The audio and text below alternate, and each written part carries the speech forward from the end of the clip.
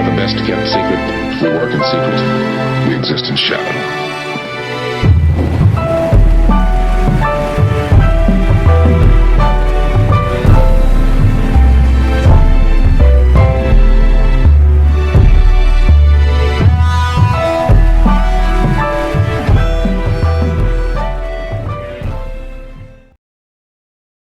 Spartans! What is your profession?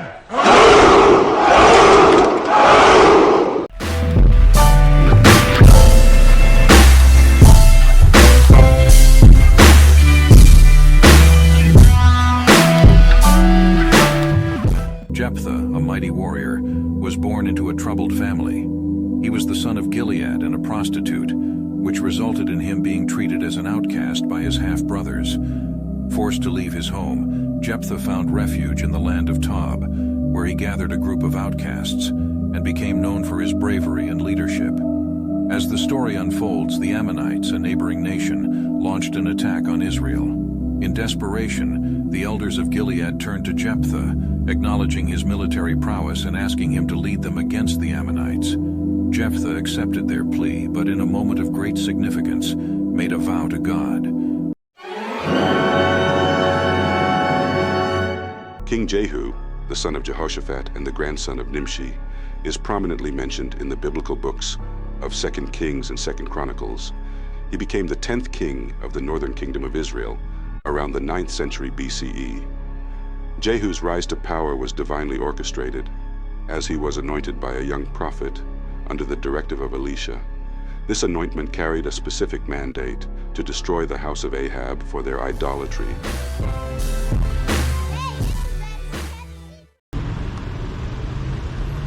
Right, Shalawama, Shalawama. This is Church of Yahweh Shai, 144, first circle, second circle, right, with the Kahana, Yah Chazakwala, all right? So we're out here today, but before we start, we're gonna face the east. We're gonna open out. We're gonna say Kala Halala. Allah, Allah, Yahweh Ha, Yahweh Ha, Bashama, Bashama, Yahweh Shai, Yahweh Shai, Rakatha, Rakatha. I want to give double honors to Apostle Tahara, all right? Who goes back to Mashaha, all right? Mashaha in the Lashawana Kadasha is what? Moses, Mashaha, right? And also he goes back to John the Baptist. That's right. And also he goes back to who? Elijah, the Tishbite. And I've done breakdowns on that already. So first he came as Moses, Mashaha, and then he came as Elijah the Tishbite, alright? And then he came as John the Baptist, and now he's come back as who? Apostle Tahara, alright? So yeah, so these are serious men, bro. But in terms of the ministry, he has received the entry-level doctrine, alright? Which is what? The water baptism. Now this church, even though people don't want to admit it, is the actual church of Hamashiach Yahweh Shai, alright? Because we go back to that church that he set up in the land of Zebulun and Naphtali. Because when you go to the land of Zebulun and Naphtali, which is what, modern day Algeria, there's a place in Algeria called what? Churchill. That's right, which is And when you break it down, Churchill goes back to what? The church of the power, okay? Which is what? The church of Yahweh Shai. Well, there you go. But yeah, so today we're going to be talking about another revelation concerning the Grandmaster Rainier, alright? Because the Rawach HaKodashah has revealed it to us that not only does the Grandmaster go back to Jephthah, alright, Yapataha, but he goes back to who? Jehu, alright? And when you look into the definition for Jehu, Jehu means what? Get it, brother, Jehu. 2 Kings chapter 9 and verses 2. We're going to find out what, because it's spiritual that Jehu actually means what it means. Okay? And that shows you beyond any reasonable doubt that the Grandmaster is Jehu. That, for me, that proves to me, because one thing that confirmed the man, the Grandmaster, was his acknowledgement of the name Yahweh. That was heavy, man. That was a serious spiritual revelation, okay, that came by way of his acknowledgement of the name of the Lord. Right? So the brother go into the definition for Jehu. So the outline of biblical usage for Jehu equals Jehovah is he. Say that again. So the outline of biblical usage for Jehu equals Jehovah he is he. Yahweh. Read it properly. Salakia. So the Take your time, outline take of your time. biblical usage for Jehu is Yahweh Ha is he. Salakia. Let me see. Yeah, Kana. So Yahweh Ha is he.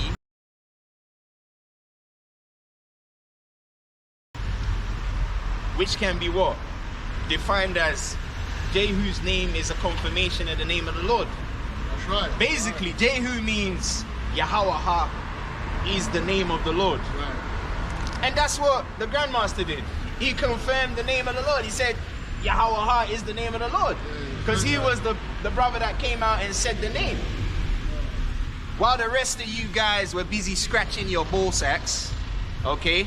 Because that's what you're doing. You're scratching your nuts, man. That's why a lot of you are going to get your nuts chopped off. I'm just putting that out there. Because you keep forgetting that David circumcised 200 Philistines. Right. And I'm sure he chopped the fucking thing off before he... So you guys are going to get that, man. The ones of you that ain't part of the elect, that are scratching your balls, yeah? That's what's going to happen to you, man. All right? Because you guys are playing games concerning the name of the Lord. They don't want to give the Most High his just due. And that's wicked, man.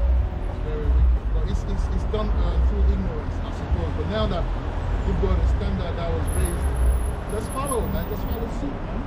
Yeah, man, you half-baked Israelites, the Most High is going to cook you. He's going to overcook you by throwing you into that furnace, man.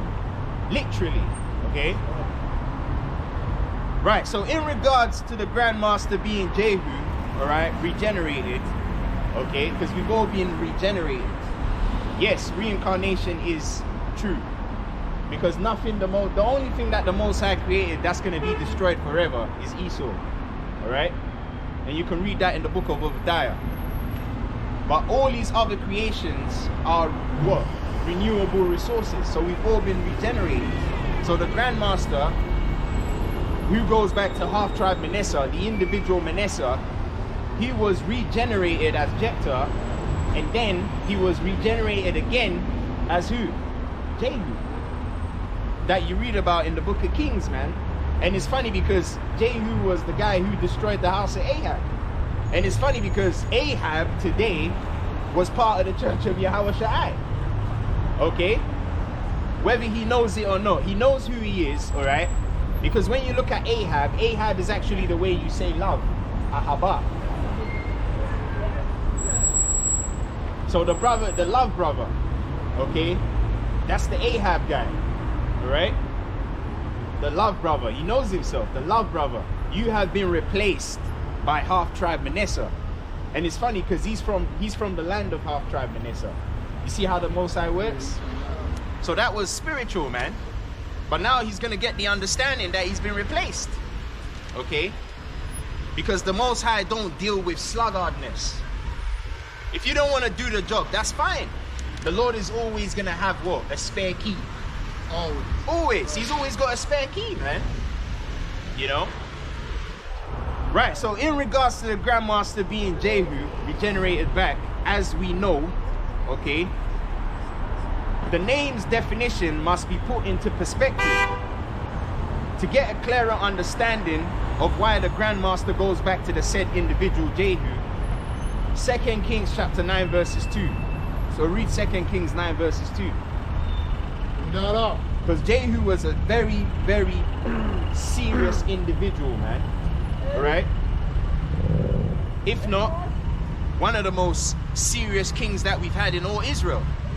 Because he was a king, Jehu. And when Jehu came into the picture, he did a lot of house cleaning. So Jehu is an individual that likes to clean house, all right? He likes to take the trash out. And when we read about him, you're going to understand. So read about 2 Kings 9 verses 2. This is 2 Kings, chapter 9, verses 2. And when thou comest thither... Start from verse 1 actually, so they can get a better understanding of what happened. Alright, so this is Jehu reigns over Israel. There you go, you see that? Yeah. Jehu reigns over Israel. 2 Kings chapter 9 verse 1. And Elisha the prophet Elisha. and Elisha, what's going on? And Elisha the prophet called one of the children of the prophets. Yeah, raise up your voice. And Elisha the prophet called one of the children of the prophets and said unto him, Gird up thy loins and take this box of oil in thine hand and go unto Ramoth the Gilead. Right, so Jehu was a Gileadite. That's the first clue. That's the first clue. Because the Grandmaster is what? A Gileadite. Yeah. From Manasseh, the tribe of Manasseh. You see that? He is Gileadite. And we know Gilead belongs to who? Manasseh. Yeah. Because Gilead was named after who? Manasseh. Okay, that name Gilead goes back to Manasseh. We've done a breakdown on that already. And go to Ramoth Gilead. Verse 2.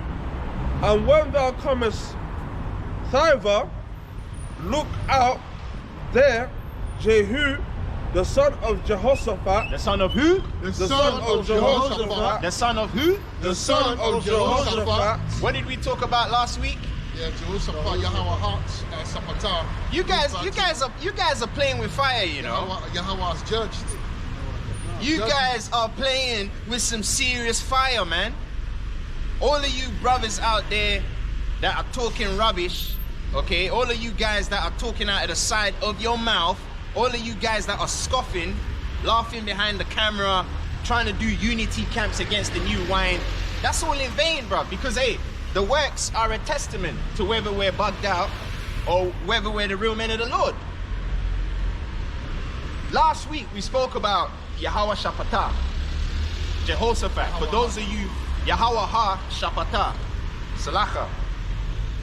For those of you that watched the video that we just made last week, and now the Rawacha Kodasha has shown us that the Grandmaster goes back to Jehu, and Jehu's father's name was Yahweh Ha Shapatah, which means the Most High's final judgment. So the fact that the Grandmaster has come into the tabernacle shows you that the Most High is ready to put what? The final judgment in place. Right. And that's spiritually discerned, man. Which really a lot of you guys are not spiritual. That's why we can't deal with you. You're not spiritual, man. You claim you're wearing the ephod, you're prophesying in the evening, in the afternoon time, which really the men of the Lord never used to go out in the evening time. Real men of the Lord rise up early. It tells you that in Jeremiah chapter 7. They rise up early. Why do you think the birds sing in the early mornings? That is spiritual, because that's when the Most High is listening, man. All right? There's different time slots of operations as a man of the Lord and as the angels, ministering angels of Yahweh. Everyone has a time slot.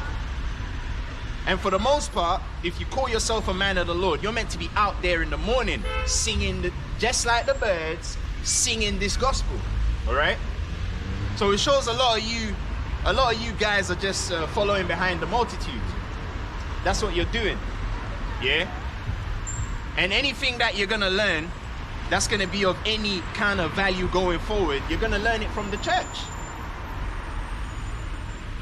So you can disrespect us now, but like we keep saying, if you do make it to the council, you're going to get a designated ass whooping. Now, if you don't make it to the council, you're going to get absolutely obliterated. Okay? Vaporized, man. That's what's going to happen to you. Right, so read that. son of Jehoshaphat. Yeah. So Jehu was the son of Jehoshaphat. And the valley of Jehoshaphat, we spoke about that last week. So so that shows you this is not a coincidence, because the revelation came after that breakdown. Right. Malaka, can I add up something quickly that came yesterday while I was watching, wherever I was watching? Apparently, not even apparently, the American army, right, is circling countries like Ghana, Ivory Coast, Togo, Benin. Why these people are focused on the Israel conflict with the Palestine? They say, oh, that's where the Armageddon war will happen. Well, you actually happen in Africa, because you see, Esau know what's going on, man. Think about it. Why are they now circling all those countries? Because they know what's going to happen. We are waking up. There you go. We are waking up, man. You see, so keep on sleeping. Yeah, you're going to wake up one day and you're going to see that the whole new one thing was given by the Baba to us, or to Malaka Hashem by Yahweh Shai himself, man, by the Spirit. And Pay also, attention, man. didn't the British and the American forces attack Yemen? Kana. Isn't Yemen bordering the Horn of Africa? Kana. The Gulf of Kana. Aden? Right. You see, these guys are sleeping, you know? They're sleeping. They're sleeping. But then again, that's it. They give you, that's a false flag. What happened in the so-called Israel is a false flag. But what happened in the Gulf of Guinea, in West Africa, in the Horn of Africa, that's the real thing. But I mean, they don't even talk about it on TV. Why they want to put you to sleep? You see? And that's why the Most High said, no, I'm going to actually bring the new wine to wake up, some of the people, the one that are designated to understand this thing, man. Like the Grandmaster. Right. For those of you that are in limbo, really, you're just a bunch of faggots. Really, that's what I just call it spade. You're just a bunch of homo sissy faggots. That's what you are. But for those of you homo sissy faggots that still doubt the new wine, if you doubt the credibility of the new wine, look at the Grandmaster Jehu, man. So we're showing our works, okay? Because a lot of them think we're wasting our time coming out here. Oh, they're talking too much. The Grandmaster Jehu's head has been risen up. Out of nowhere. Out of nowhere. So what are you gonna say about that? Did we make him up as well? Yeah, did we make some phone calls, say, look, we're gonna set us something, we're gonna try some bullshit, and you gonna respond to that? No. We don't even know the guy. We don't even know that someone like that will exist. We don't even know that he was around somewhere in America. But he declared himself through our work. The new wine. The new wine searched him out and rose his head up. And that goes back to what we was talking about. Kwama Ra'asha. What does Kwama mean? It means rise, okay? And Ra'asha is what? The head. See ye indeed, but perceive not, man. Okay? Because like I said, a lot of you guys got some homo faggot demons on you. That's why you can't see this shit. And most of the homo faggot demons, you get it from sleeping with prostitutes, harlots. That's why the Kahana was trying to show you how to sanctify yourself, okay? But you guys think the blood of Yahweh Shai is gonna get rid of that homo demon on you. Why doesn't the blood of Yahweh Shai brush your teeth for you in the morning? Shows you guys are some fucking idiots, man. We're trying to teach you, but you guys are talking shit. That's why me, personally, I'm not gonna change who I am. You read the scriptures, I've always been cursing people out. Yeah, we're disciples of Yahweh Shai, but we are not Yahweh Shai. So Yahweh Shai probably didn't curse people out, but this is my personality. I'm gonna curse you the fuck out. Yeah, and in Shah season, I'm gonna beat your ass. I like that. Doesn't the Bible say, though I'm rude in speech? Happy New Year. You too. Though I am rude in speech, I am not, according to knowledge, right? There you go. This is my style, and I ain't gonna change it. And I'm not doing it. A lot of them say, oh, he's doing it for the camera. Just wait. Just wait. When the time comes, you're gonna see if we was doing this for the camera. Because for the most part, we don't care about this flipping camera. I hate cameras, I don't like the camera too. When people try to call me FaceTime, I say, I don't like FaceTime. Right? That's me. We're only doing this. Look, what motivates me to carry on Grandmaster Jehu? That's the evidence, man. Because sometimes when Yahweh asks you to do something, you don't really know where it's taking you. That's why you have to have faith. Like when we followed him out of the wilderness, the reason why a lot of our people died is because they didn't have faith. They thought they were just gonna walk straight from Egypt into the land. But the Yahweh didn't take them straight in because he wanted to test them. And that's what happened with this new wine. Right.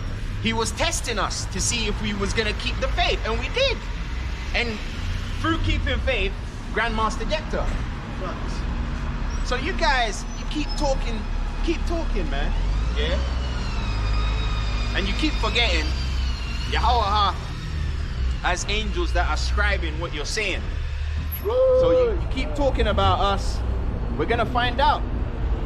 And for the most part, a lot of you guys, the Most High has already revealed all your doings to us. All the stuff that you're doing behind closed doors, we're seeing it live and colored, man. All right? And we don't really have to go into details because it's not necessary, but all the bullshit that you guys are doing, we're watching, we're seeing it, man. The Kahana, he knows. The Most High is revealing everything to us, man. The bitches you're fucking around with, all right? The brothers you're snitching on, all the shit that you're talking. The Most High shows us little snippets. All of you guys that are gonna be sorry, crying, begging to come back into the tabernacle, all of you guys have been revealed to us, man. We're just waiting on the acceptable hour of Yahweh. And that's when you guys are really gonna see what this thing is about, man. Yeah? We are made fools for Hamashiach Yahweh Sha'ai. That's why we're out here.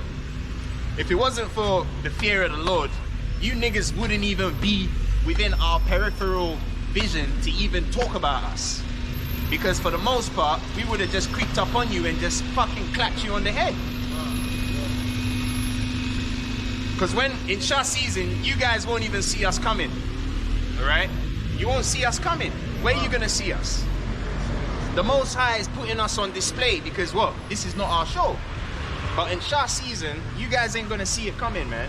Especially you stubborn brothers, you disrespectful brothers. You're gonna get dealt with, man. Right, so Finish it off. yeah, finish that off, Malakah. 2 Kings chapter 9 verse 2. And when thou comest thither, look out there Jehu, the son of Jehoshaphat, the son of Nimshi, and go in and make him arise up from among his brethren, Right? and carry him to an inner chamber. Right? Verse 3. Then take the box of oil and put it on his head, and say, thus saith the Lord, I have anointed thee king over Israel. I have what? I have anointed thee king over Israel. So that means the Grandmaster Jehu, Yapataha, he's not just any ordinary guy, you know. He's a king. This is a Malakah, verified. So for those of you that are doubting his credibility, when you meet him in the flesh in Shah season, when Yahweh raises him up, because he's gonna be worse than what he was when he came as Jehu, you know. He's gonna be 1,000 times worse than that. And you guys are not gonna be ready for him, the kind of action that he's bringing, okay? That's why through the Spirit, the Most High is making us bring out all these breakdowns to prepare your mind to meet your heads. That's what it is. He's preparing your mind.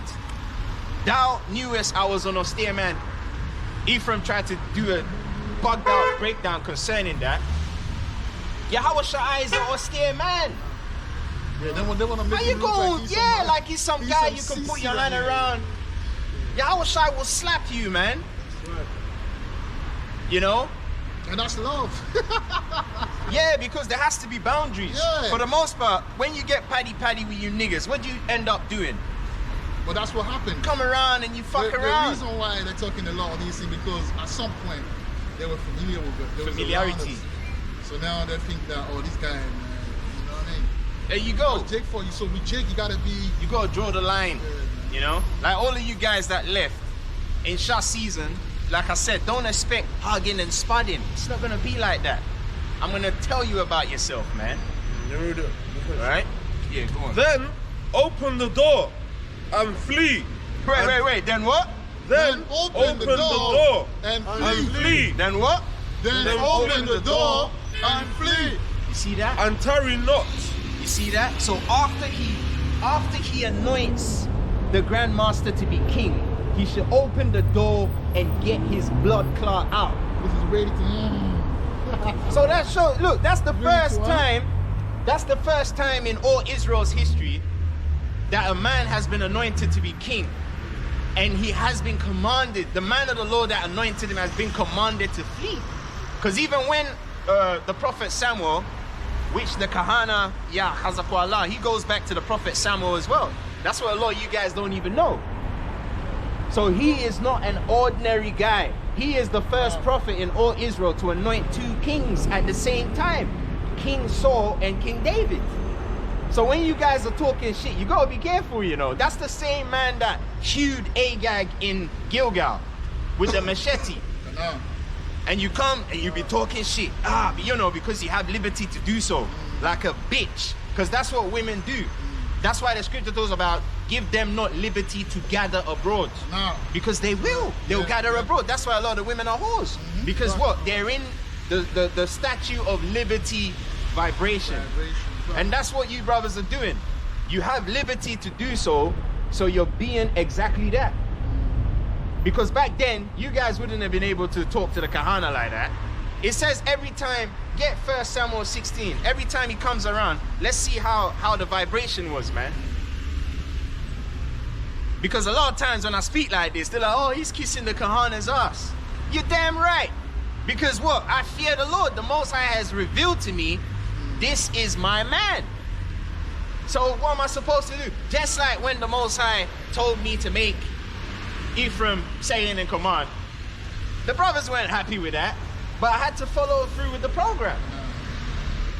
Because remember, back then, when I made Ephraim second in command, brothers were not happy with that. They said it was too soon. But the Most High was trying to make a demonstration, man. Show us something. Just to show Ephraim that even though he makes the road smooth for him, he's still gonna fuck it up. Because when Ephraim comes back around, Ephraim ain't gonna be looking at no one. He's gonna be lowly. And he's already said he doesn't want to be called Malakah. So that's the spirit. The Most High was just trying to prove to Ephraim that he's incompetent in matters of combat. Okay? He came as Hannibal, he did his thing. He came as Ahab, he did his thing. But he ended up with an arrow in his fucking heart. And the tabernacle ain't taking no L's. You are a breach in the tabernacle. It's a fact. And we don't even want to go into details, because if you see the kind of revelations that Yahweh has shown us about Ephraim, you don't even want to talk, man. That's why we say all bowed down and ready to serve. Even Yahweh Shai was a servant. That's why he washed his disciples' feet. That's why we come out here, man. This is us washing your feet, but by way of the new wine. And this is what? Our due service, man. We're doing service. Okay? So read that. 1 Samuel 16 verses, I think 3 or 4. When Samuel comes around. You guys need to start respecting the Kahana, you know. All of you guys that are talking shit. They won't respect me. You gotta respect the man. They won't respect me. I've been too familiar with them, bro. This is 1 Samuel 16, 3 and 4. Verse 4. Yeah. And Samuel did that which the Lord spake, and came to Bethlehem, and the elders of the town trembled at his coming. Wait, and the what? And the elders of the town trembled at his coming. And the what? And the elders of the town trembled at his coming. And it's funny because I heard, the first time I heard this precept was when that knuckle-headed nigger, the what, read it. But he was disrespecting the Kahana a couple weeks ago. So it shows, you got, oh man, you better pray that the Most High puts me in handcuffs. Because when Yahweh gives us the leeway, a lot of you guys out there, I'm telling you direct, we are gonna beat the shit out of you. No, but that is biblical though, because Deuteronomy 25 say that if a brother doesn't do according to the law, meaning he mess up, he has 40 stripes. That's a weight in him. So brother's gonna be, it's gonna be law. It's gonna be like a court session, right? The people that are fault will receive some stripes, man. But the Bible says the servant that knew the will of the Lord and didn't follow it and didn't do according to the will of the Lord shall be beaten and million stripes. So it's biblical, man. Yeah. But brothers, just like they don't understand these things. So Samuel, which the Kahana is, okay, I'm not gonna go into the breakdown, all right? That's for him to know and for the church to know as well. So the Kahana doesn't just go back to Ezekiel. He is the prophet Shamawa Allah, okay? Which means what? There is power in the name. The name of what? Yahweh. That's right. So that's a serious man of the Lord. What, you think if I didn't know this, I would come all the way from my tabernacle just to come and link up for what? To come and talk on camera for you peons at home to just watch and not get in order? I ain't got time for that bullshit. It's because the Most High has shown me things and I'm operating based off of the knowledge that he has shown me. That's right. Okay? So that's a serious man of the Lord right there. And you're reading about him. You're reading about him. It says when he came, they trembled, man. And the guys that were trembling in that precept, they have more heart than all of you guys today. Because back then, those were real men. They didn't have estrogen in their veins. Because now your masculinity is being attacked with so many different devices. Back then, they didn't have those defects. So these were guys, when you talk about balls of steel, these guys had balls of granite. That's right. But they trembled at Samuel's coming. And now today, you see the Kahana, Yahweh has made him lowly, so you're disrespecting him, forgetting the prophecy in Isaiah of being made a new threshing instrument, having teeth, man. So you guys are gonna get hurt. Expect nothing less, okay? So they trembled at his coming. Yeah, that's it on that. Yeah, wait, actually finish that off. They trembled, yeah. They trembled at his coming. Right. And the elders of the town trembled at his coming and said, comest thou peaceably? And he said peaceably. There you go. So they wanted to know, like, hey, you know, what have we done this time? So that shows you the men of the Lord are serious men, not to be taken for granted, man. All right? Because you, for the most part, you guys have no respect. You don't know how to conduct yourselves, man. And even worse for you guys that grew up in West Africa behaving like a bunch of retards. You guys are gonna get beaten harder because you should know better. Because you've been in the land before. You should know the culture. You should know, you should respect your elders, all right? That's crazy. That's like common sense, man. All right? Especially when the Rauchak wa Dasha has shown you this is the man of the Lord. This is the guy. And it's funny because all the guys that are doubting and saying he's not the guy, you're not out here. Why don't you have the new wine? Why didn't the Most High give you the new wine? Why did he give it to the brother? If he's not the guy, why did he give him the new wine? Why didn't he use you to declare to us?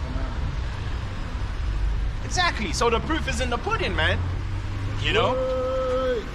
Right. So 2 Kings chapter 9 verses 2. A precept showing Jehu's name and definition in the Strong's outline of biblical usage, meaning Yahweh is he. So basically his name is a declaration of the name of the Lord.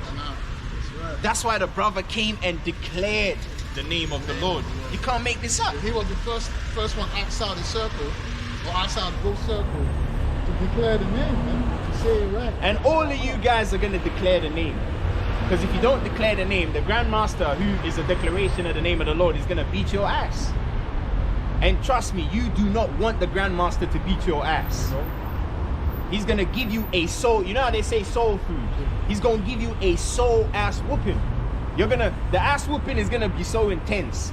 Not only the flesh is going to be afflicted, your soul is going to be grieved as well. Seriously, that's how you know how, terrible Yahweh is, man. For him choosing the Grandmaster, we know what he's capable of, man. this is when we say Grandmaster, that name wasn't chosen in vain, you know. He actually earned his strap. This guy is like He's a hardened man. 10-time black belt. He's like, bro, this is a serious bro. Serious guy. These are people that can kill you. They will kill you. He'll kill you. You know, and that's what he's using to enforce. So, boy, it's serious. Man. Yeah, man. Serious, man. You got to really fear. a man of war, bro. You got to fear. Really a man of war. You got to fear. Really a man of war, man. You got to fear. You know? You have to fear. And it's funny that you said Yahweh is a man of war.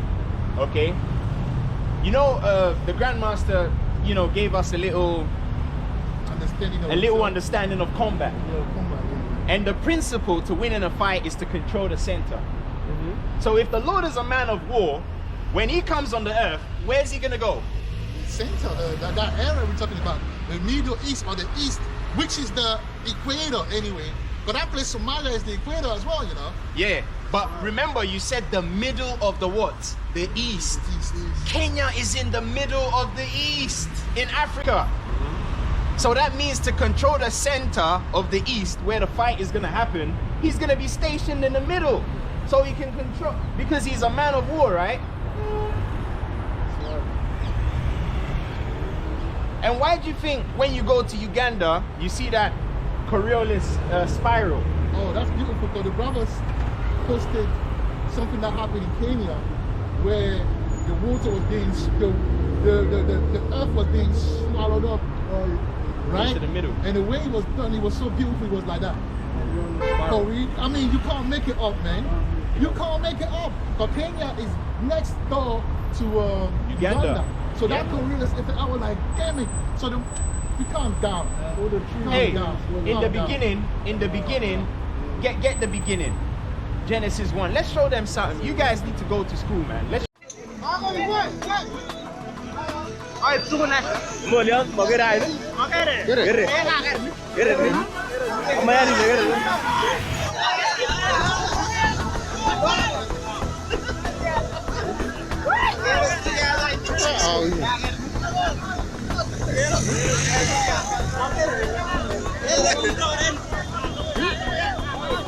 Show you something. Let's show you something about the center, okay? Let's show you something. All this, where do you find the Coriolis effect in the fake Middle East? Where do you find it? That's what I'm saying, man. You don't find that there. You guys are just a bunch of dummies, man. You're a bunch of dummies, bro. Just like you see the man of the Lord there and you can't see him. You're, where is he? Where is he? The Most High will slap you. He's there, man. That's the Isaiah 6 and 9. That's right. See ye indeed, but perceive not. You're blinded. Okay? You're looking for the man of the Lord. Where is he? Where's the prophet? Oh, where is he? He's right there. Read that. Genesis. Let's go back to the beginning. Genesis 1 and 1. Let's show them something about the Coriolis effect. That's right, man. That's right. Let's go back to the beginning. All right. This is Genesis. Declaring the end from the what? The beginning. Right, read that. This is Genesis 1 and 1. In the beginning, God created the heaven and the earth. Right. And the earth was without form and void. Right. And darkness was upon the face of the deep. Right. And the Spirit of God moved upon the face of the waters. Right, so it was just water. Carry on. And God said, let there be light. Okay, so we turned the lights on so you can see what you're doing. Carry on. And there was light. And God saw the light that it was good. Right. And God divided the light from the darkness. Right. And God called the light day, and the darkness he called night. Right, carry on. Right. And the evening and the morning were the first day. Right, carry on. And God said, let there be a firmament in the midst of the waters, and let it divide the waters from the waters. And let it what? And let it divide the waters from the waters. That's why you got dry land. Right. The waters on the earth and the waters in the what?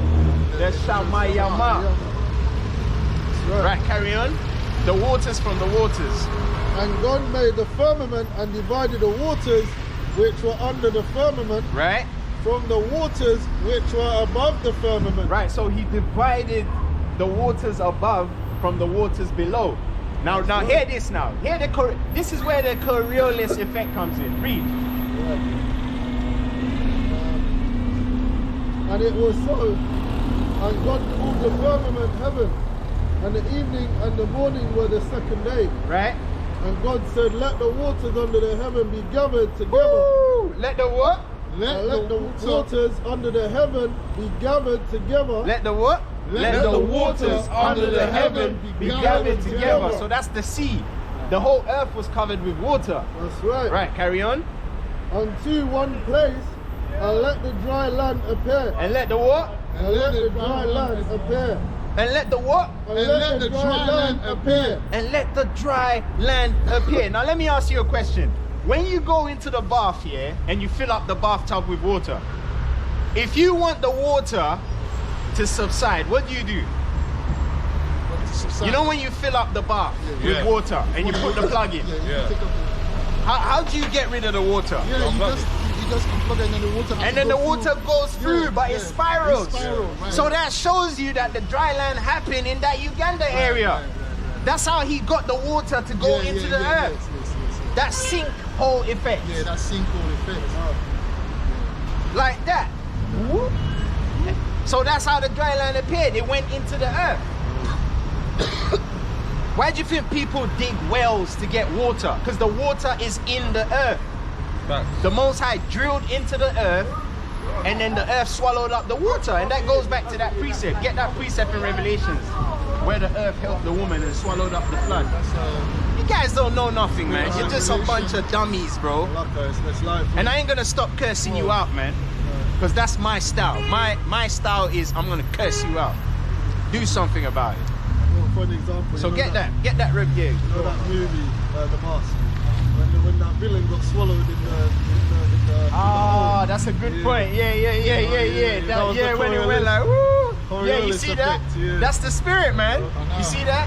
That's the Coriolis effect. The brother gave a beautiful example of that. So brothers that haven't watched that movie, you can watch it. You can watch it It's called The without Mask. thinking. There you go, man.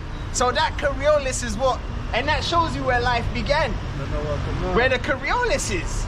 Because how did the dry land appear? The earth had to suck the water.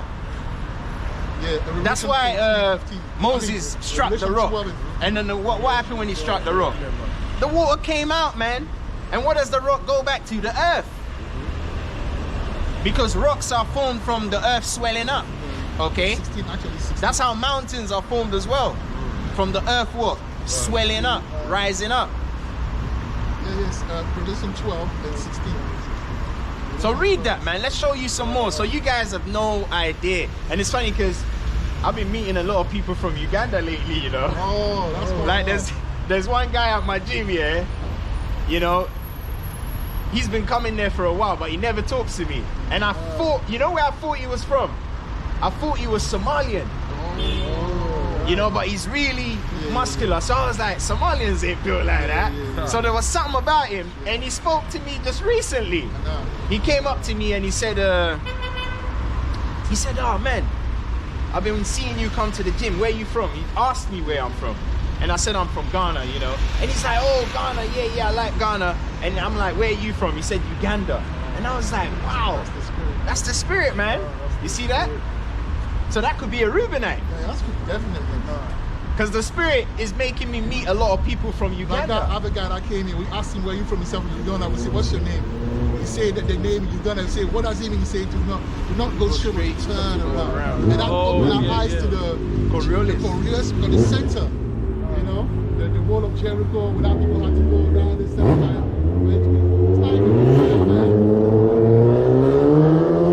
Hey, even when you want to drill into the earth, yeah, doesn't the drill spiral?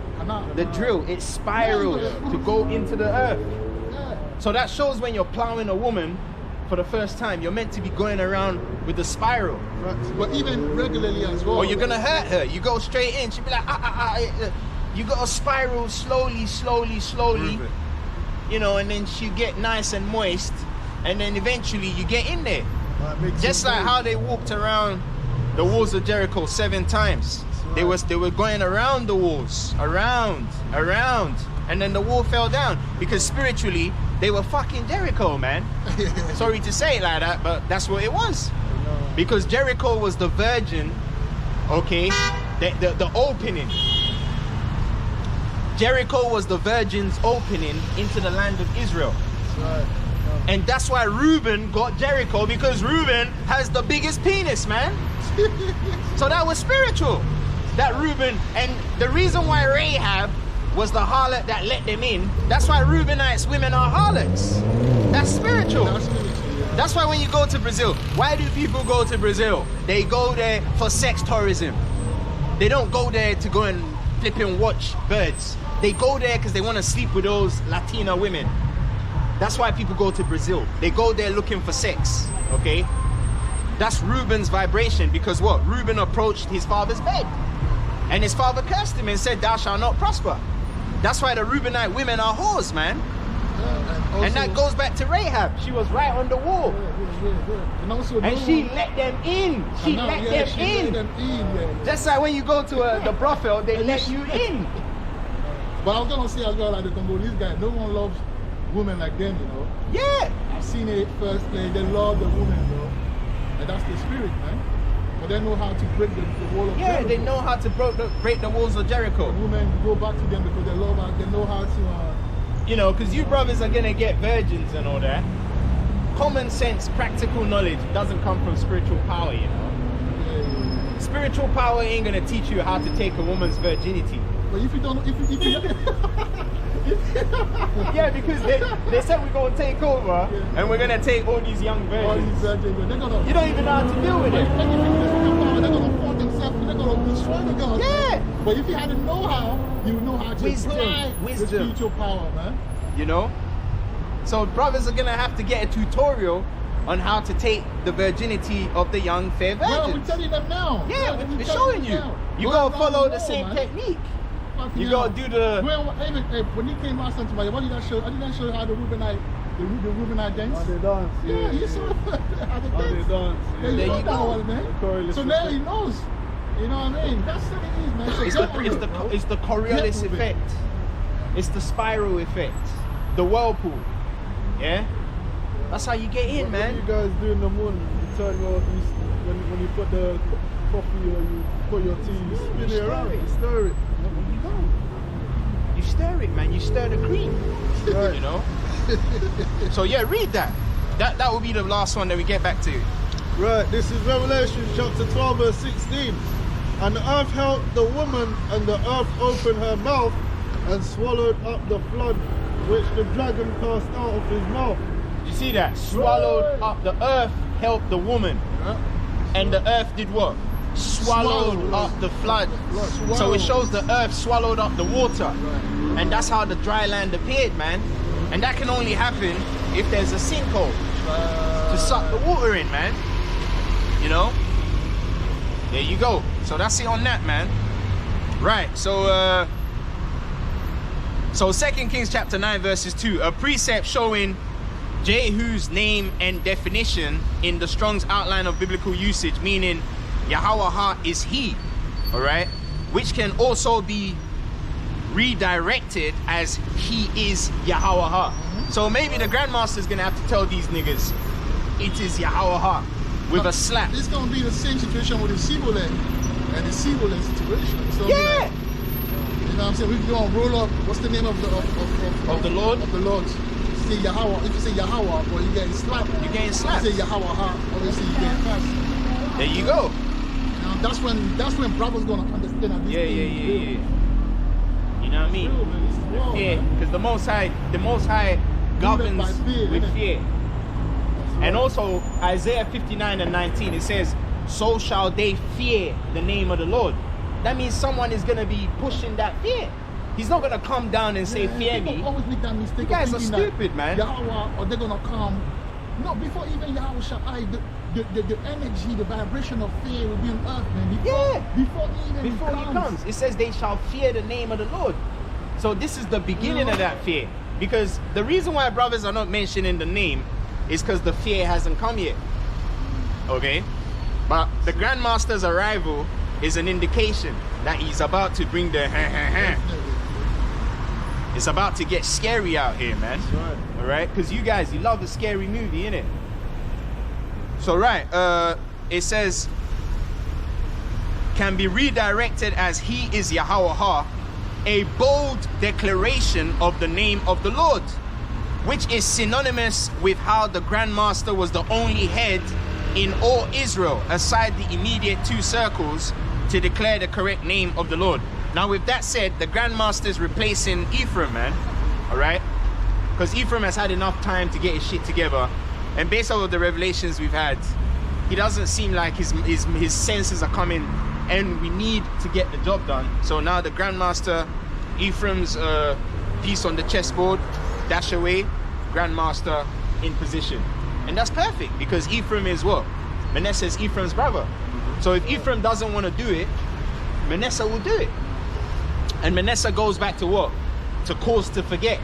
So that means he's the forgotten one, because Ephraim forgot that he had a brother who could replace him. That's why he was what? He was bossy. But now Yahweh has reminded him, like, aha, your brother's there.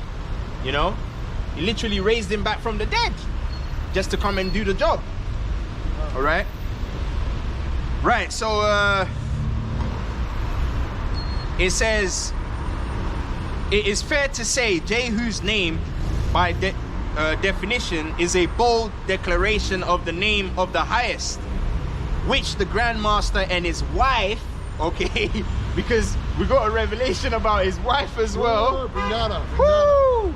Man, but that woman, when you speak to that woman, yeah, if you're a spiritual, if you're on a certain level in the spirit, you can tell she's a woman of the Lord. Yeah, she is. She got the spirit on her, man. You know what I mean? She's got that thing about her, man. You know, she's got a heavy spirit on her, man. You know, because you don't normally meet sisters like that. You don't normally meet sisters like that. She's one of them rare sisters. And when we break down who she is, it's gonna start to make more sense. And also for that Naphtali brother that left, you gonna understand as well, because we know you're in the cut with Ephraim and you're watching, right? So you gonna understand why you told us about the Jehu precept. Because he was the one who brought that precept to my attention. And I was like, why is he showing me that precept? But you see, the Most High always what? Declares the end from the beginning. So now the understanding has come. Why? Because he doesn't even know why he showed me that precept. He just liked the fact that Jehu was a rough rider. That's what he liked. But that was spiritual. Because that brother, okay, he used to be a contemporary of the brother Jehu's sister, wife. Okay? So that was spiritual, that the brother from the tribe of Naphtali brought that to my attention. Yeah, it was all connected. It was all connected, man. Right. And you gotta be in the spirit to catch things like that. Definitely. You know? Yeah, and it shows a lot of you guys are not spiritual. That's why you're not getting it. Okay? Right, so it says the Grandmaster and his wife, okay, did in relation to being Jehu, literally.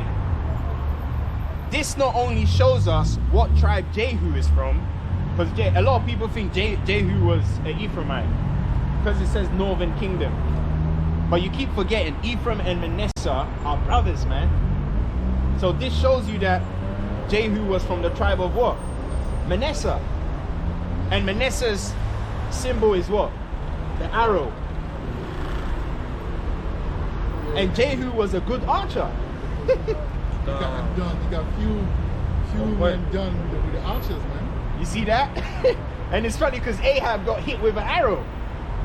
You know? Ahab got hit with an arrow, man. He didn't see it coming. Because you know when you're on the battlefield, the arrow is what you forget about. You're just worried about the guy in front of you. And then an archer. So the spirit. So that shows you the spirit of the Lord protects you on the battlefield. Yes. Because how you gonna be able to see the arrows, man? You know? Especially with the belly as well, isn't it? The Most High gonna send. That's why it says, strong is his right hand that bendeth the bow. The Most High is the one that guides the arrows. Because what? The arrows are flying in the wind. And the Lord is the master of the wind. He controls the wind. Okay? Because the wind will determine what direction the arrows will go in. Because if I want to shoot an arrow there and it's windy, it's not going to hit the target unless the Most High wants it to go there. He can blow it slightly. So it shows you when we were on the battlefield putting in work, chopping heads off, gutting the Philistines, Yahweh was the one blowing the arrows left and right. It wasn't because we were such mighty men that we were able to evade the arrows. Nah, Yahweh was in the midst. He was making sure the archers didn't hear us. That's why he gonna control where the missiles are going. That's what it says. Okay, to do his work.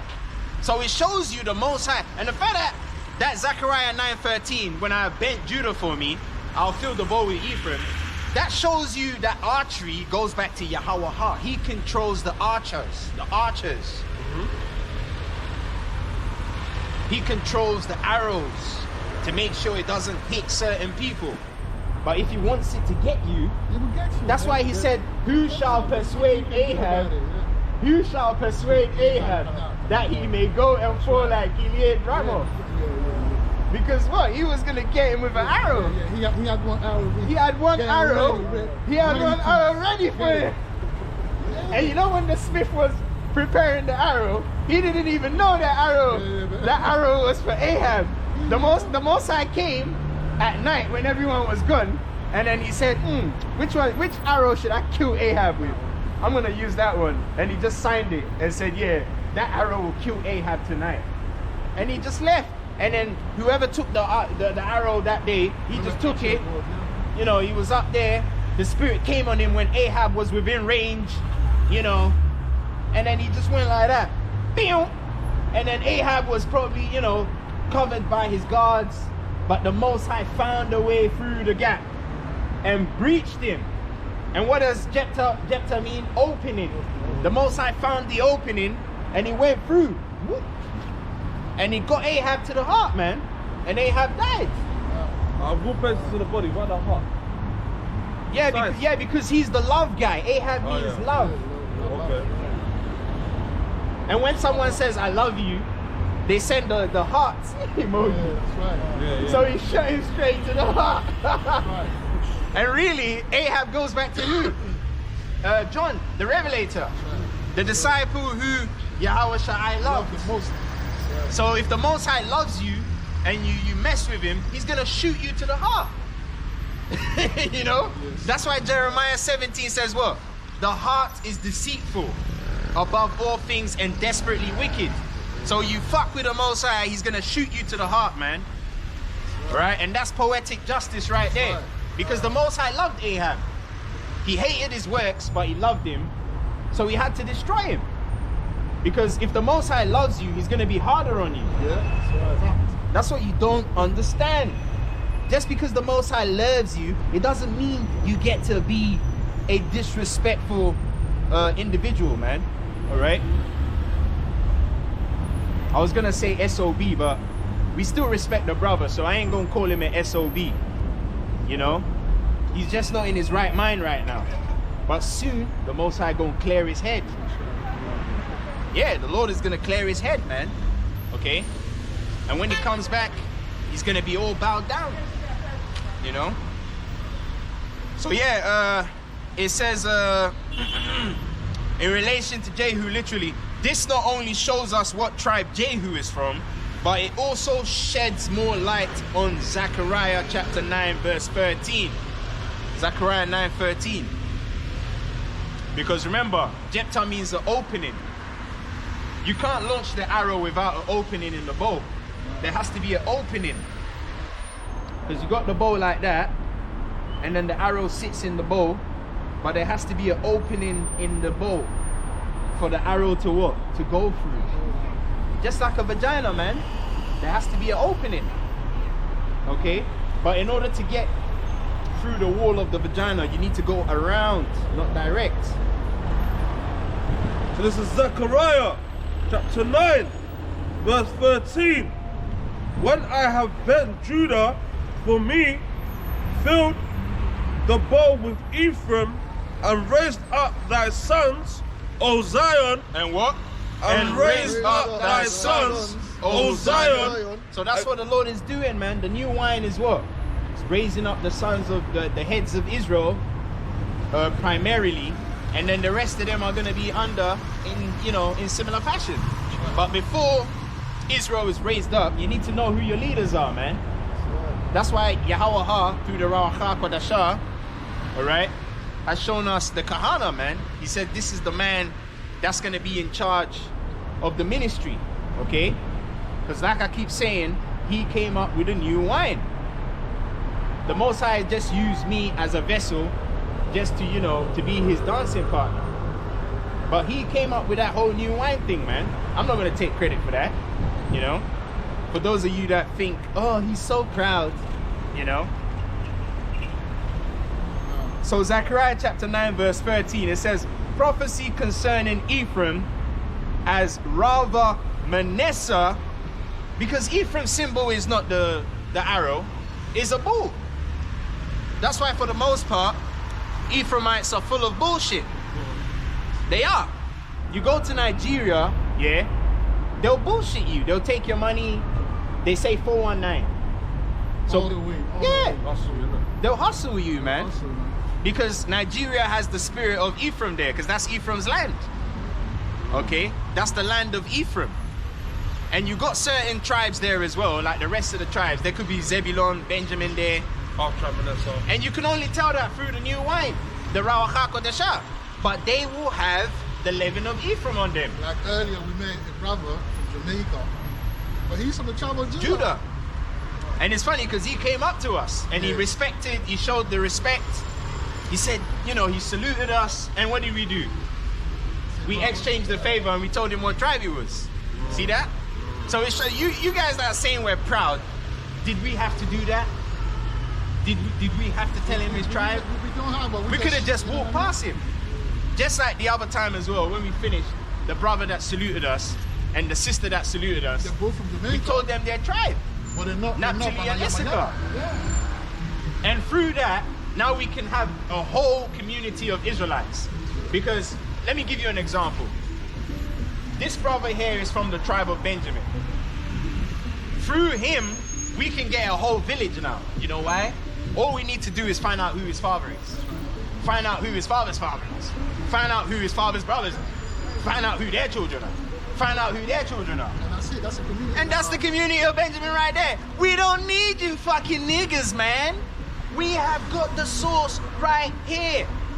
And this is how we're going to build the nation back up. Like, for instance, if I'm looking for a community of Levites, all I need to do is just find one Levite. That one Levite is going to connect us to other Levites. Like, for instance, the Kahana. All we have to do is find his brothers or find his father's brothers. His father's brothers have children. They have children.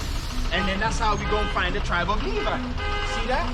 So we're building, we're actually building here. Seriously. We're not just talking, we're not just reading scriptures, the so-called Negroes in America. We're not just doing that. We're being specific here, man. We know. We're dividing the cotton from the linen, because for the most part, the Most High doesn't like mixed material. He likes everything to be in orderly fashion. Just like when you go to the kitchen and you're about to cook, the spices are what? Individually arranged. You take a bit of that. How would you be able to take a bit of that and take a bit of that to make a nice spice if it's all mixed in? You won't know what spice is what spice. There'll be confusion, man. And the food ain't gonna come out right. Okay? So we're actually building here in real time. Just like we showed you the Grandmaster, that's a building block in the tabernacle. The foundations thereof. The rest of you, the foundations are built so you can have something to walk on. Without the building, and really the tabernacle of David goes back to the tabernacle of safety. Because when shit goes down, like I said, a lot of you guys are going to be crying to come in. You're going to be crying, man. Isaiah 3 and 6. We need to bring We're telling you, you're going to be begging to get in. Isaiah 3 and 6. The brother made a point. So But there's gonna be a lot of mean mugging. It's not gonna be nice, man. It's not gonna be nice. Leave it late. Leave it late, man. Leave the calls work late. Leave it late and see what happens. Leave it late. Okay? Keep lollygagging and scratching your ball sacks.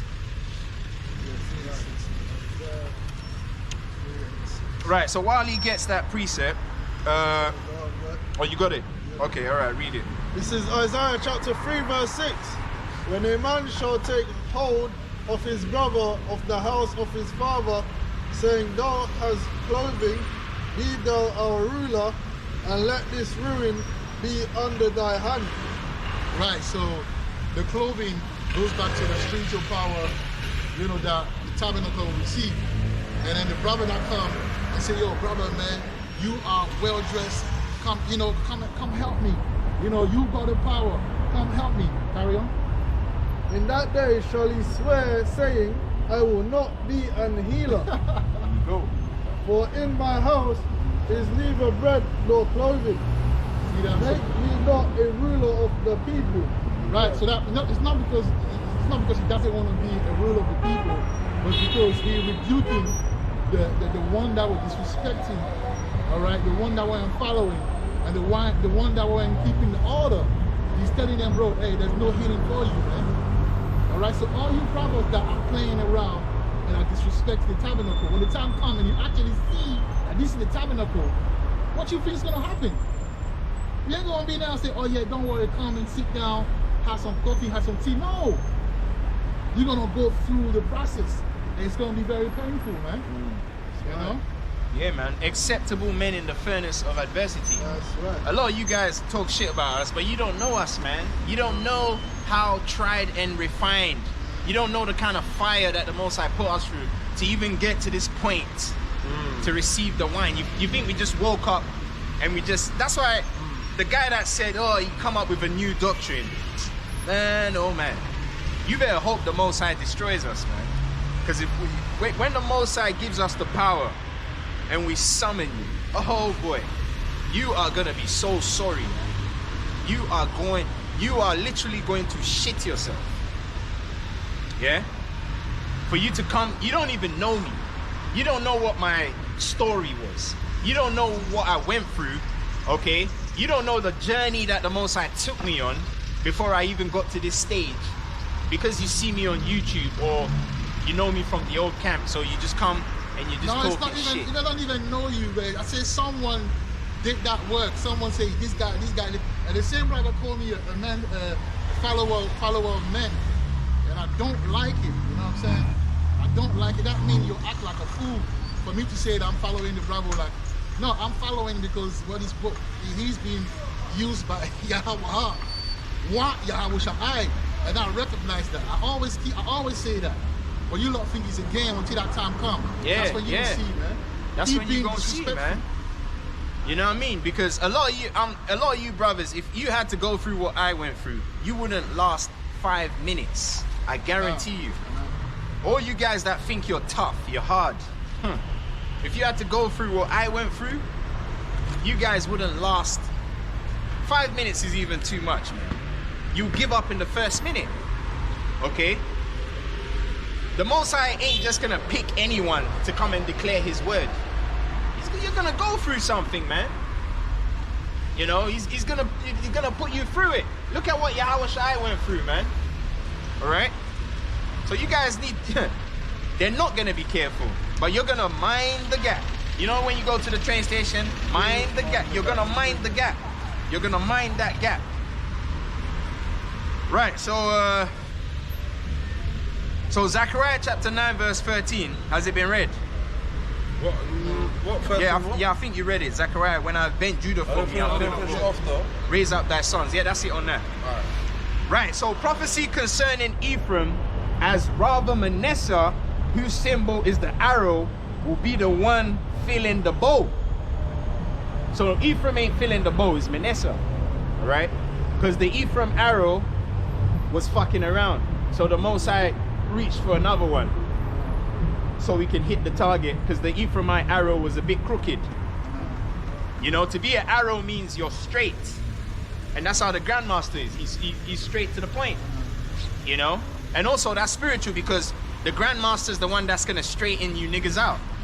You know, the ones of you brothers that are gonna be fortunate to be part of the elect, the 144,000, the Grandmaster is gonna make you straight like an arrow. Because a lot of you are crooked, man. You know? You're crooked. And the Most High don't deal with crookedness. He wants you to be straight to the point. And that's what the arrows do. They go straight to the target. Right? But it needs a good archer to launch it. Right, so it says, whose symbol is the arrow will be the one filling that bow, as he's representing for Joseph, who came back through the... And also, another thing that shows you that Ephraim is not an arrow, Ephraimites are crooked by nature, aren't they? No. That's why because to be a 419 expert, you gotta be crooked. You're not straightforward. You know, you play around. You know? You gotta be, you know. So Ephraim ain't no arrow, man. Oh, that's why they get along in Esau's kingdom. Yeah. You gotta be crooked, man, you know? Because it talks about that in Hosea, how the Ephraimites falsify the balances. That's that 419, falsifying the balances, man. You know? Like, you look at the Nigerian palm oil compared to the Ghanaian palm oil, if you sit both of them side by side, you can see there's a clear difference in quality. The Nigerian one looks watered down. The Ghanaian one has that volcano color. But the Nigerian one, it looks like some orange, like it's, you know. They 419. Yeah, like, you know, it just doesn't look right. Yeah, because with the same amount, when the Ghanaian do this, if it's 10 bottles, the same amount will create 20 bottles when it comes to the Nigerian. Because they're all about profit. They're about profit. They don't care about quality. You know? They don't care about quality, man. They're all about what? The quantity. That's why they're a quantifiable tribe. That's why they're the most populous tribe. Because they don't deal... They're gonna they don't deal with quality. They only deal with quantity. They're going to multiply, man. The 10,000s of Ephraim. It's all about numbers for them.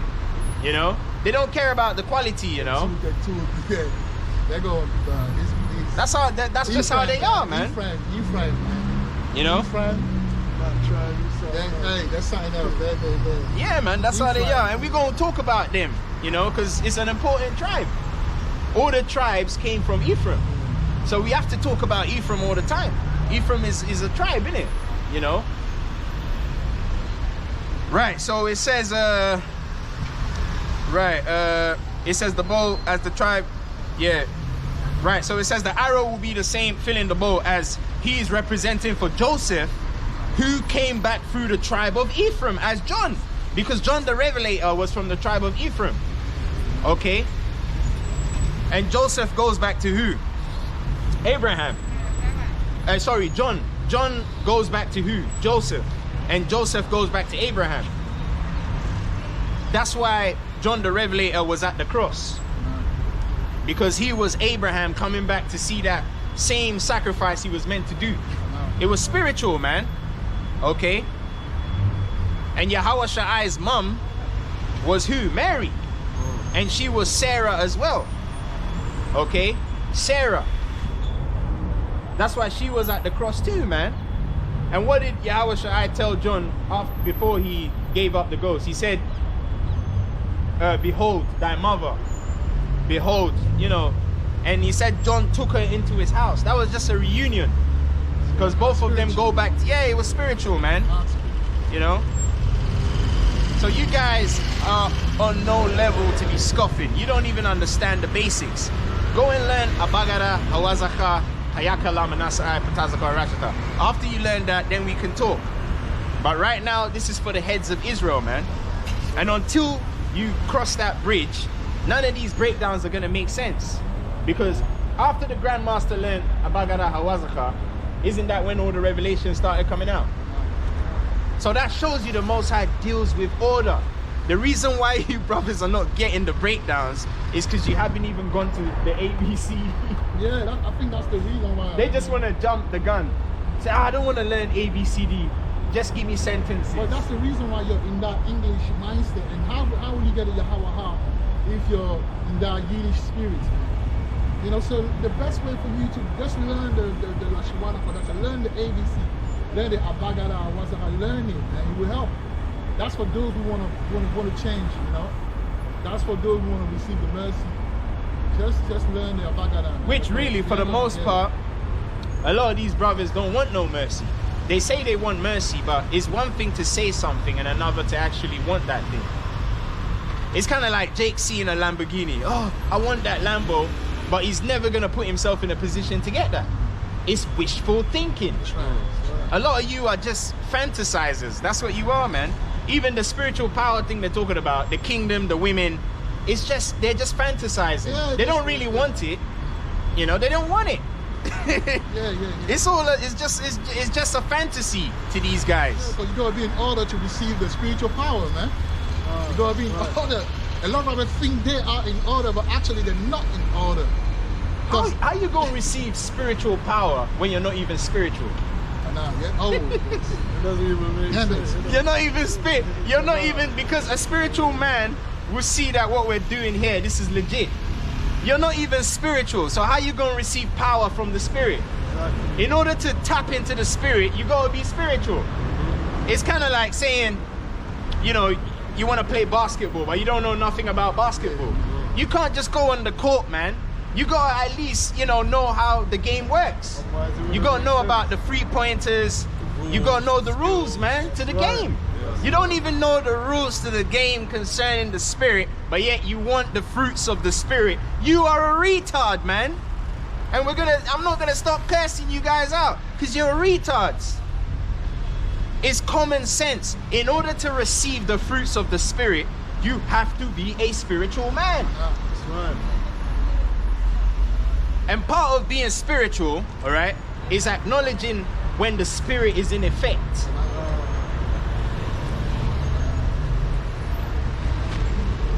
Right, so anyway, it says, for Joseph, who came back through the tribe of Ephraim as John, the Revelator, all right? This Manasseh replacing Ephraim can also be confirmed by how Jehu was the one responsible for overthrowing Ephraim's stranglehold on the kingship. That's right, that's right. Because the 10 tribes was given to Ephraim, you know? And Ephraim, in typical Ephraimite fashion, was being wicked. So the Most High was preparing the arrow for Ephraim. While Ephraim was being wicked, the Most High was sharpening his arrow, man. Getting ready to shoot him down. Little did he know, okay? And it's funny because he chose the progenitor of the Ephraimites, because Ahab goes back to Abraham. So he chose Ahab to be the last Ephraimite dynasty for the 10 tribes, and he just shut the whole thing down. See that? That was spiritual, you know? He had to shut him down, man. He got rid of the seed, didn't he? He got rid of the whole house of Ahab, bro. Blotted them out. You got rid of the whole house of Ahab. Right, so it says, the one responsible for overthrowing Ephraim's stranglehold on the kingship. And it's funny because that's why he's replacing Ephraim now. That's spiritual. Because Ephraim is being wicked, man. Let's keep it real.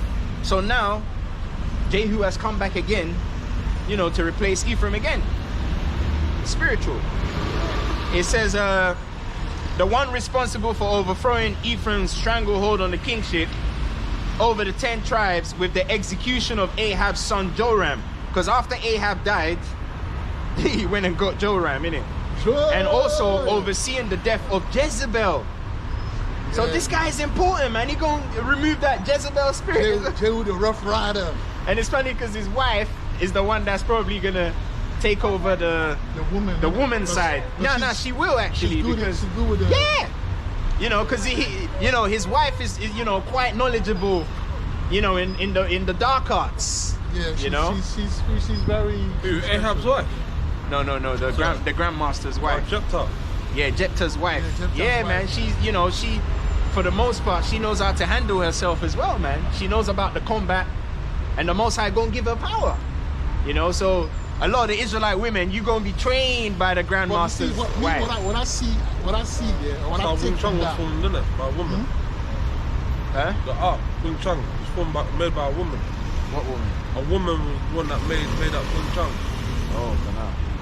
Yeah, So, what yeah. what I take from that, it's like a Yeah, carry on. See, I never seen the lady, but the way she's speaking that, I can discern that she's been humbled in life. You know, she's been humbled in life. Sure. Yeah, go on. Right. So I was saying that what that takes from I mean, you know, dealing with the lady as far as like talking to her over the phone and that, is the fact that she's been humbled in life. And that let me understand, or that make me understand that the elect woman is refined, is humble. So these proud women that we see around, these E that we see around, they need to be very careful, you know. Very. Because they'll be mixed with the mire of the street if they don't repent. Which I don't even think they don't repent. Because the way I see it, the elect lady, like Sister Zayana, you know, Sister Waraba, and the Sister. When you see them, they're very, like, you know, there's a way about them. You know? Yeah, but that's what I wanted to say about that. Kana.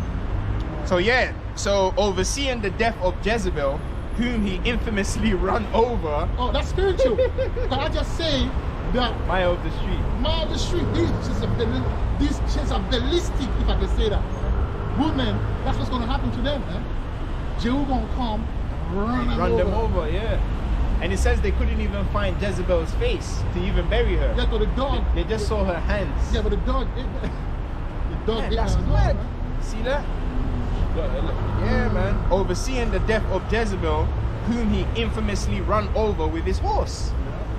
So Jehu ain't no. That Grandmaster ain't no joke, man. Yeah, he's a rough, the first time I seen him, he's a rough rider. I knew it. No one had to even tell me, because real recognize real. Yeah. When you look in his eyes, You see something. there's a story in there that you don't want to know about. Yeah. You don't want him to tell you, man. You don't. It's one of them ones where you're like, Real shit. Like, yes, that's our that- boss. Yeah. Yes, our boss. You know. He's been around, man. Yeah, he's been in around. a real Man. way. He's in been a real around. way. Yeah. In a real way. He's been around. He knows that life. He's been through life. And No. the Most High uses men like that to establish judgment.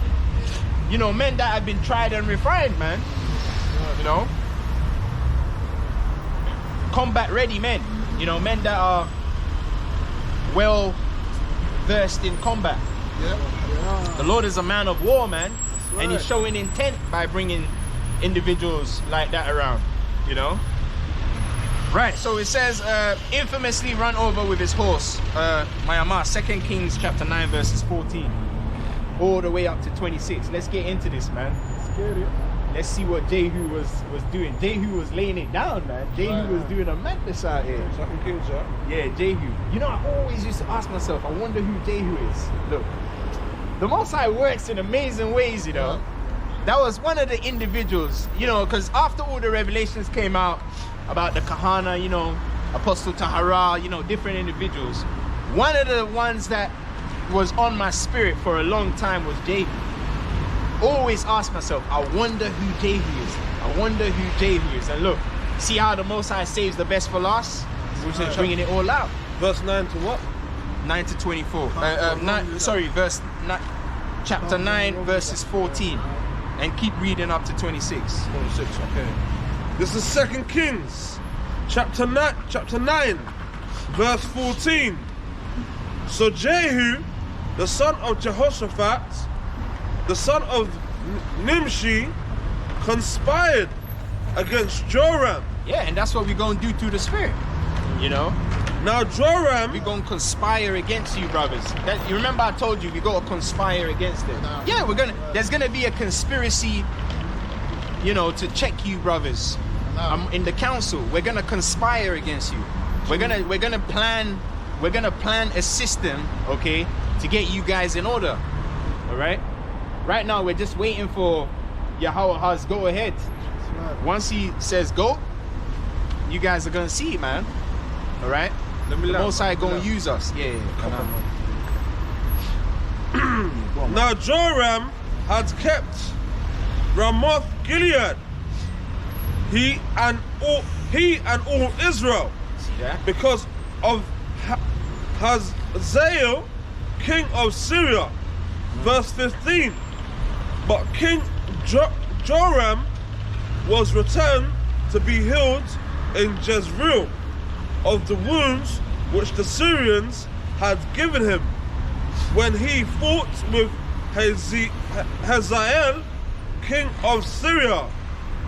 And Jehu said, if it be your minds, then let none go forth nor escape out of the city to go to tell it in Jezreel. Verse 16. So Jehu rode in a chariot and went to Jezreel, but Joram lay there, and Ahaziah, king of Judah, was come down to see Joram. See that? So he's justifying the wicked, man. Because remember, Joram came from the house of Ahab, and Ahaziah was the king of Judah. So it shows all of you guys that are attaching yourself to people that are on the Most High's hit list, you gonna get shot down as well.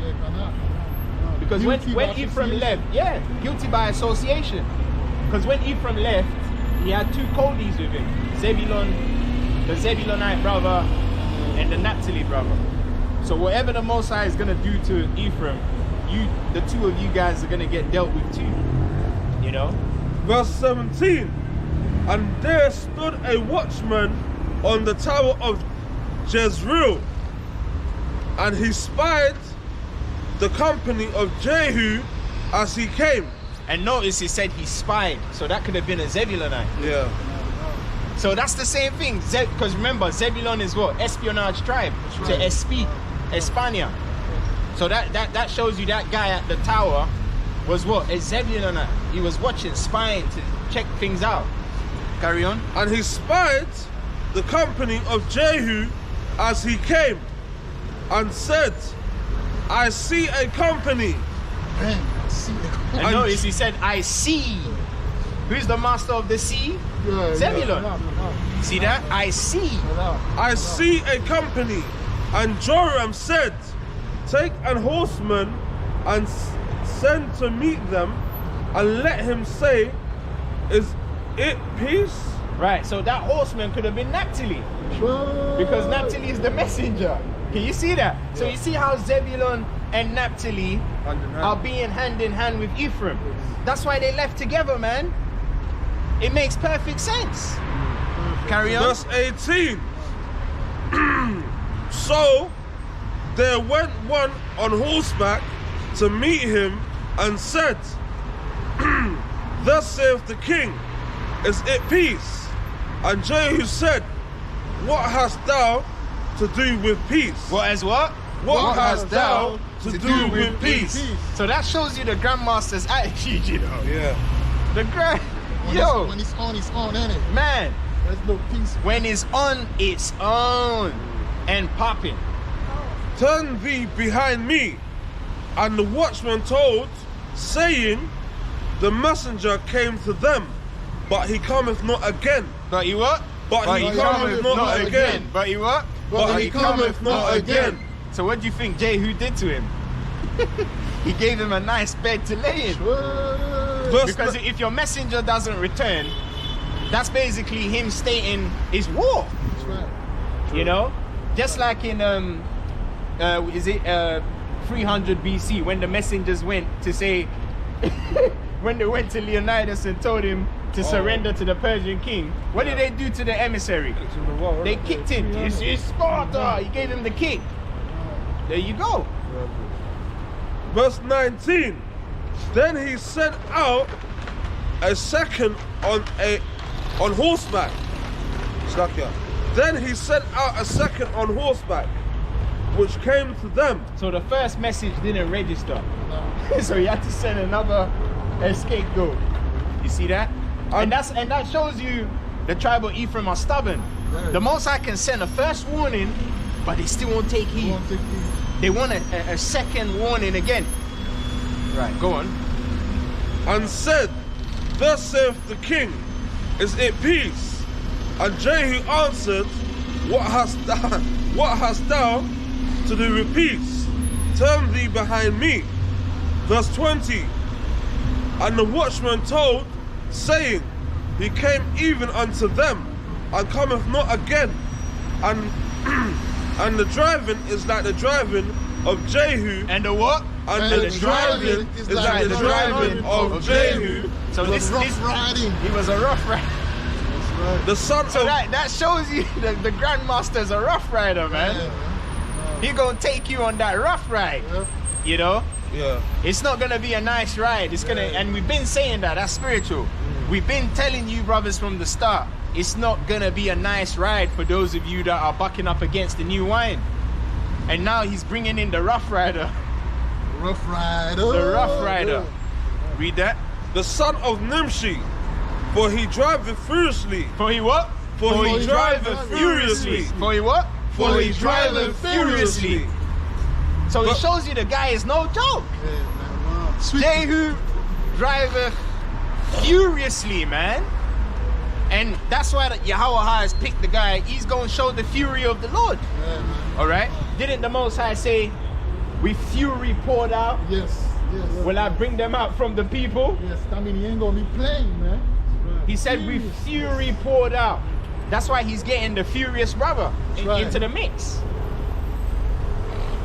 Verse 21.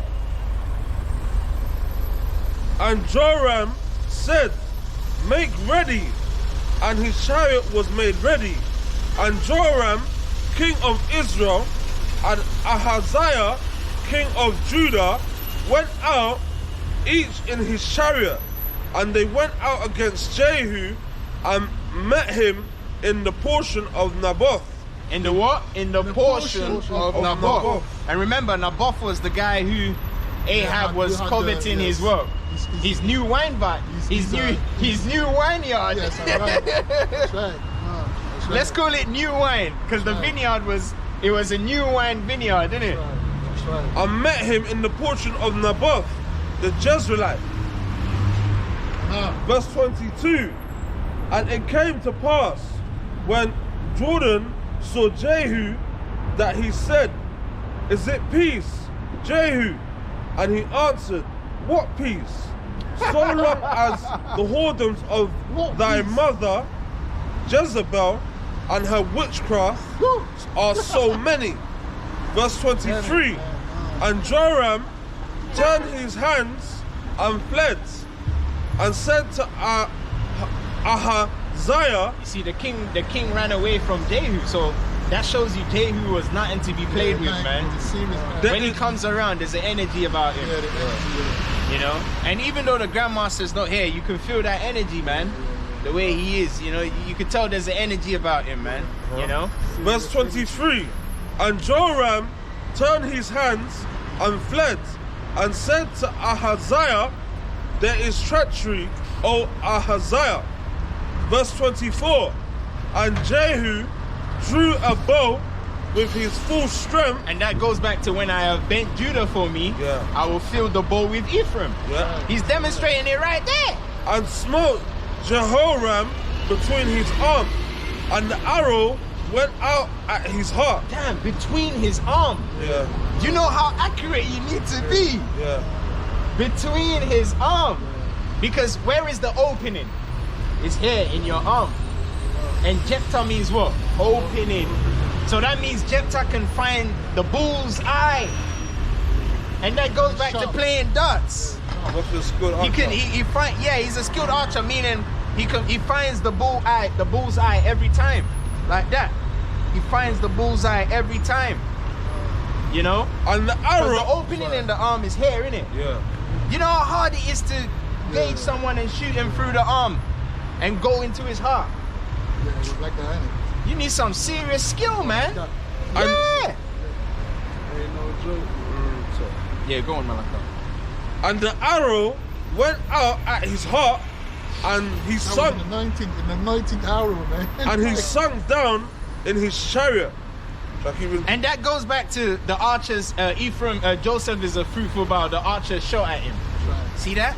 That's it right there. Verse 25. Then said Jehu to Bidkar, his captain, take up and cast him in the portion of the field of Naboth the Jezreelite. There you go. For remember how that when I and thou rode together after Ahab, See that? his father, the Lord laid this burden upon him. There you go, because he took the vineyard, the new wine vineyard. Yeah. And it's funny because Ephraim has a problem with what? The new wine. That's spiritual, man. Because why is Ephraim not in the tabernacle today? Because he had a problem with the new wine. And the guy that shot his son with the arrow has now come into the new wine. But they still can't see though. They still can't see. Too high for Knowledge is too high for a fool. And also pride is blinding. Yes.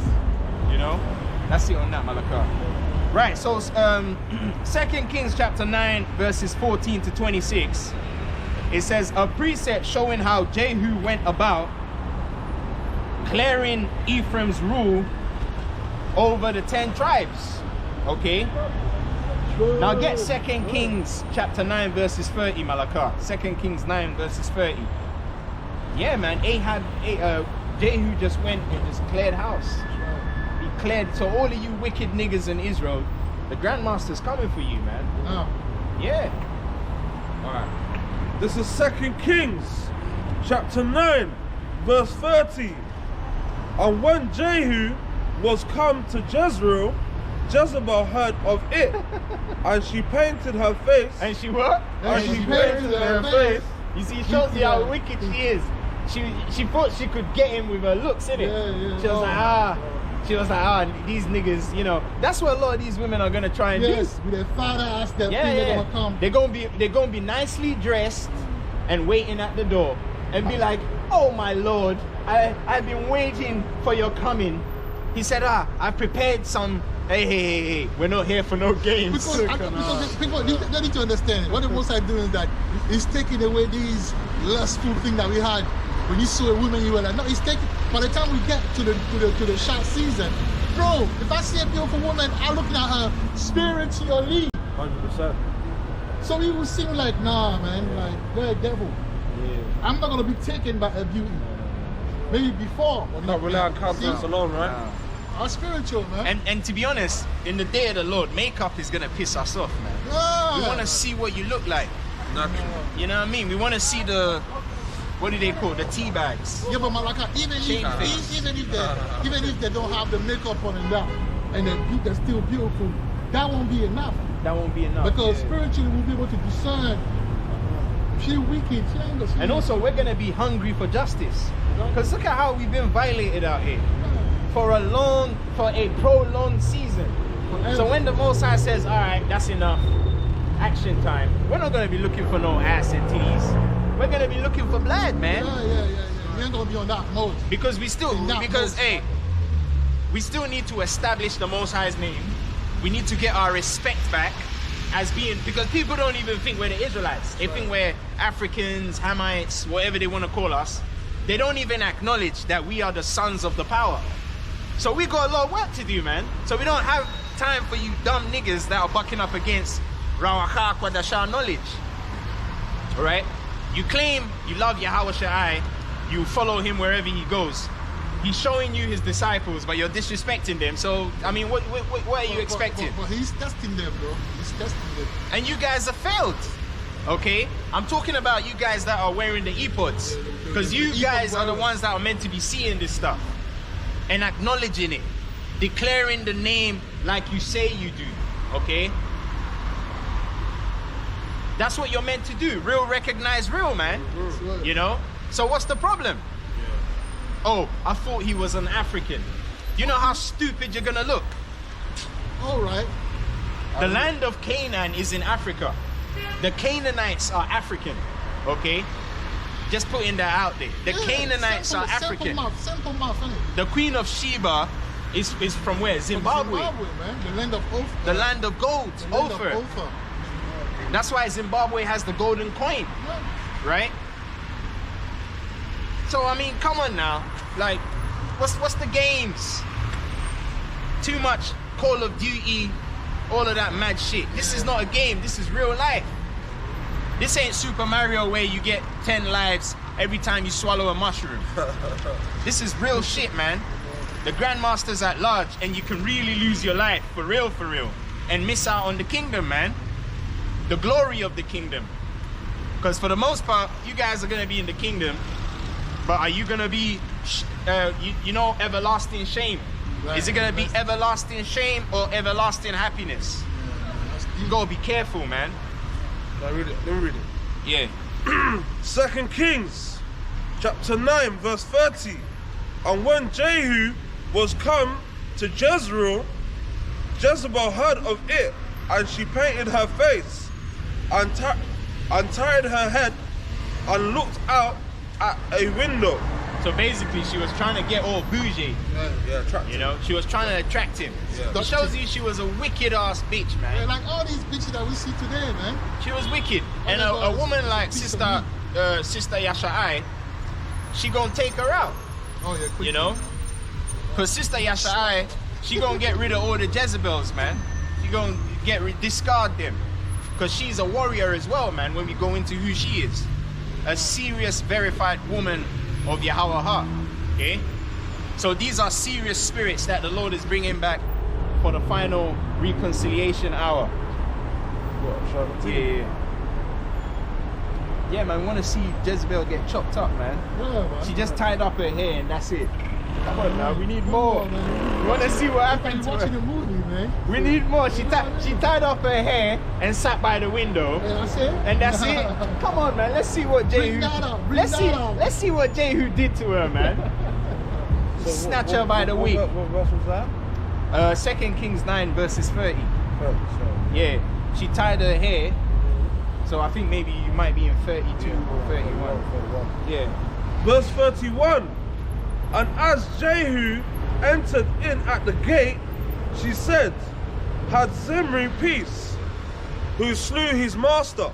So now she's trying to play mind games. Yeah. To tell Jehu, oh, you're coming to kill me. You know, but you keep forgetting Zimri didn't get peace when he killed his master. Bro, I can see that. So I it can shows see how these she women say, can talk. Yeah, They can talk, They man. want to put you to sleep with that talk. You know? Read. Verse 32. And he lifted up his face to the window and said, who is on my side? Who? And there looked out to him 2 or 3 eunuchs. Jezebel is slain. Verse 33. And he said, throw her down. Yo, Jehu is cold, you know. So they threw My her guy down, is cold, man. and some of her blood was sprinkled on the wall and on the horses, and he trod under her, and he trod her underfoot. And also that shows you how Babylon is going to be thrown down. Right. Because Babylon, the daughter of Babylon, America, okay, because Europe is Babylon, and the daughter of Babylon is America, because America came from Europe. The virgin daughter. The virgin daughter. Yeah, she hasn't been popped yet. She gonna be thrown down. That's why the angel with the great millstone said, when he cast the great millstone, he said, this is how Babylon is gonna be thrown down. It's synonymous with how Jezebel was thrown down. Because when you go to Babylon, what do you find? Jezebels. All those IG models, they got Jezebel spirit on them. And also a lot of you sisters, all right, you sincere sisters out there that watch us, you gotta be careful the kind of pictures you're posting online. Because you do know that the cell phone is made of water, and water carries memory. That's where the whole memory card thing comes from. And when you post your picture on the internet, there's familiar spirits out there that can spiritually marry you through your phone. Yeah, of course. Yeah. Of course. Why do you think the Most High covers his face? He doesn't want no one to see him. Because a lot of you sisters, every time you post that picture, you get the likes and all that, so you're happy. You don't know who's watching that picture. And also the internet, it connects the whole world. And different people have different spirits on them. Exactly. Right? And a lot of women are in spiritual marriage and they don't even know. Try the beautiful one. Why do you think these Muslim women always cover their face? That is spiritual, man. Because when they come out in public, it's open. You don't know who's who. Someone can have a legion on him, and then the legion on him will jump on you. You can get you can attract spirits to yourself by the way you dress, the kind of pictures that you post, yeah? So you sisters, you need to, hey, when we went into the land, didn't the Most High tell us to destroy the pictures? That's right. Because those pictures, there's a vibration on a picture. That's why a lot of times, you know, pictures can influence how people treat you, man. It's spiritual. Like, for instance, you guys that like to go on dating sites, yeah, you know yourselves, because that dating site is very dangerous as well. There's a lot of unclean spirits there. A lot of the women that you're talking to, you're not the only guy that's talking to her, you know. There's a legion of guys. It's like a public toilet where spirits go and just piss. You know when you go to King's Cross or London Liverpool Street and use the public toilet? That's how dating apps are. It's like a public toilet of the community. The best way to meet a woman, make sure, you know, you're keeping yourself clean.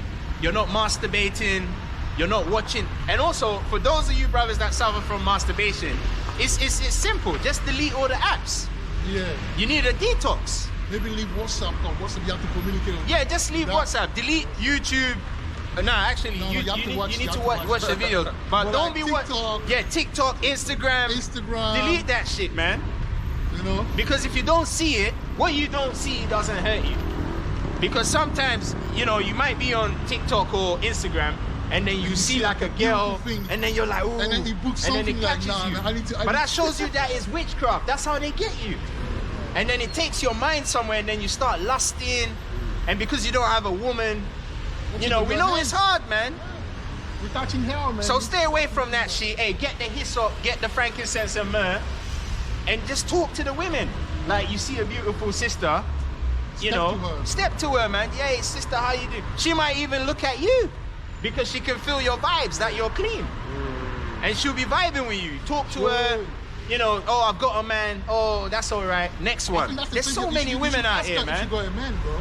Yeah, and if she says she has a man, leave her alone. Just, you know, just say, take care. Next sister. Trust me. I guarantee you, the Most High is gonna give you a woman. Because the Most High is logical. He knows you need women, so He's not gonna just have you there. We know if you keep... for a man to be alone. Yeah, it's not. It's not good for the man to be alone. Like spiritually, you discern, yeah. Like when you like a woman will just know when she's the one for you, and she will just come up to you. Yeah, she might even come up to you. She might even come up to you. No, but that's a bit.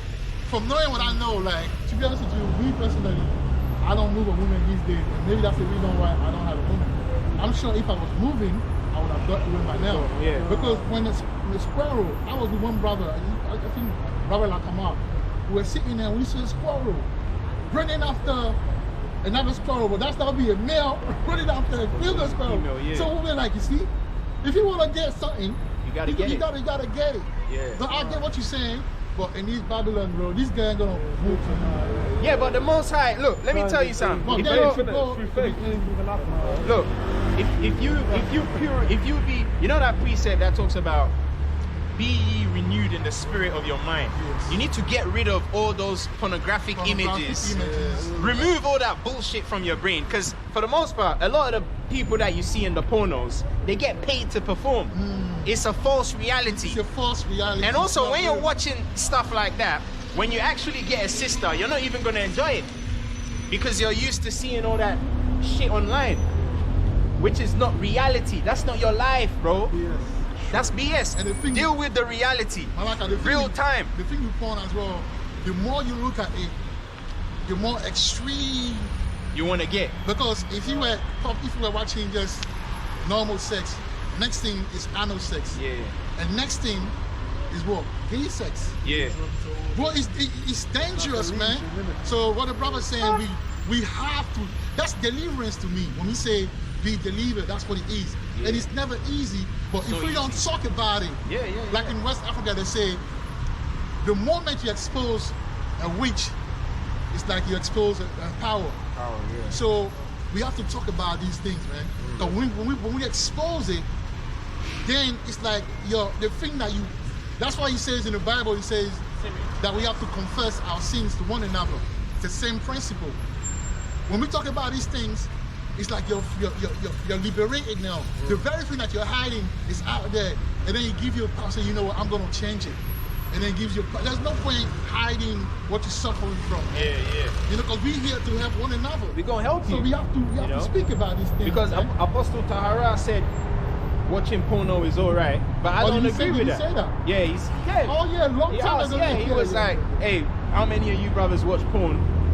And then the elders raised their hand, and then he was asking one of the brothers that didn't raise his hand. He said, hey, what's wrong with you, man? Raise your hand as well.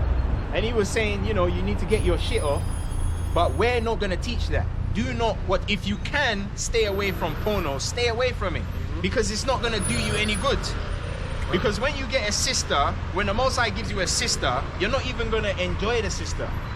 Because that pornographic thing that you're watching is giving you a false reality of what life actually is. Okay? And also, when you watch porn, I guarantee that you're gonna masturbate. Yeah, you will, yeah. Yeah? But when you masturbate, you're weak in it. So you ain't gonna be able to perform. Yeah. I've been there, so I can speak about that. When you masturbate, the girl will come and you're not performing. The women won't even be attracted to you. Yeah. One more thing, Stop beating the meat. it will attract demons. Yeah, it definitely does. That. Yeah. It attracts demons. And it weakens your mind. It's definitely gonna attract Weaken demons, your body, man. your mind. But then again, for those of you brothers, because I know some of you brothers are still gonna do it, but we're giving you a solution. Stop masturbating for, let's just say, let's be reasonable. Stop masturbating for 7 days. Get your frankincense and myrrh and go and talk to the sisters and see what happens. Or even just like in public, go to the shops or the library or something. I guarantee you're gonna get at least one sister. She might not look like an IG model, but it's something to work with, man. Also, and then when you go to move the woman, man, when you see a beautiful woman, I need to get these beautiful women.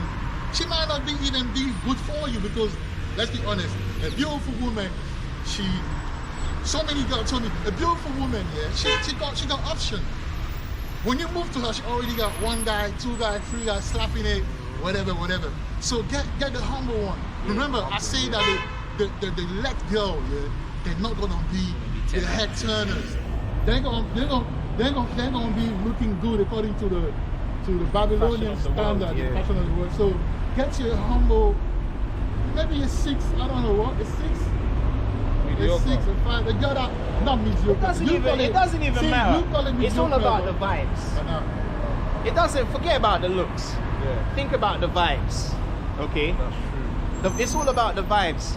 You see a sister, so what if she's not a 10 or a 5 or a 6 or whatever?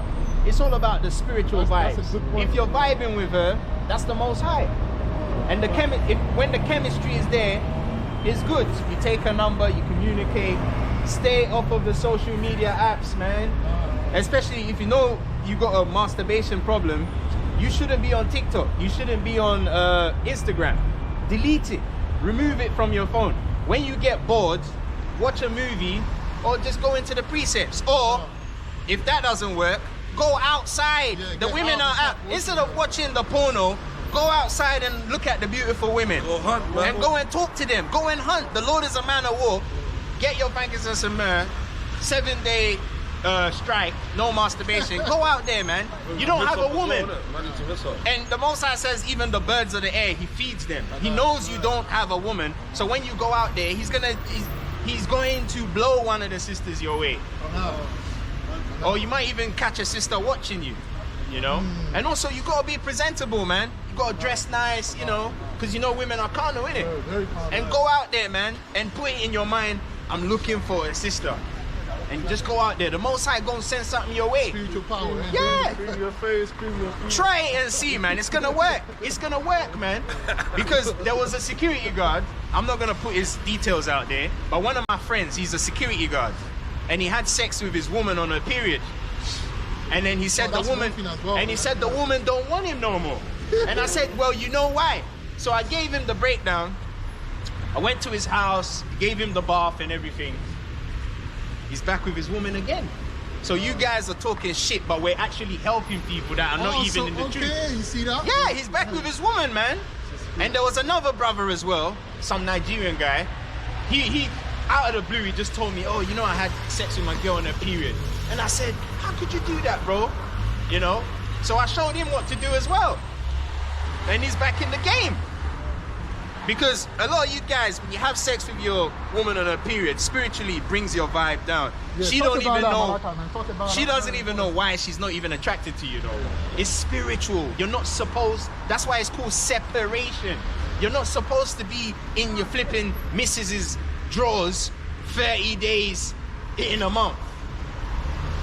For the most part, you're meant to see her, what, 15 days out of the 30.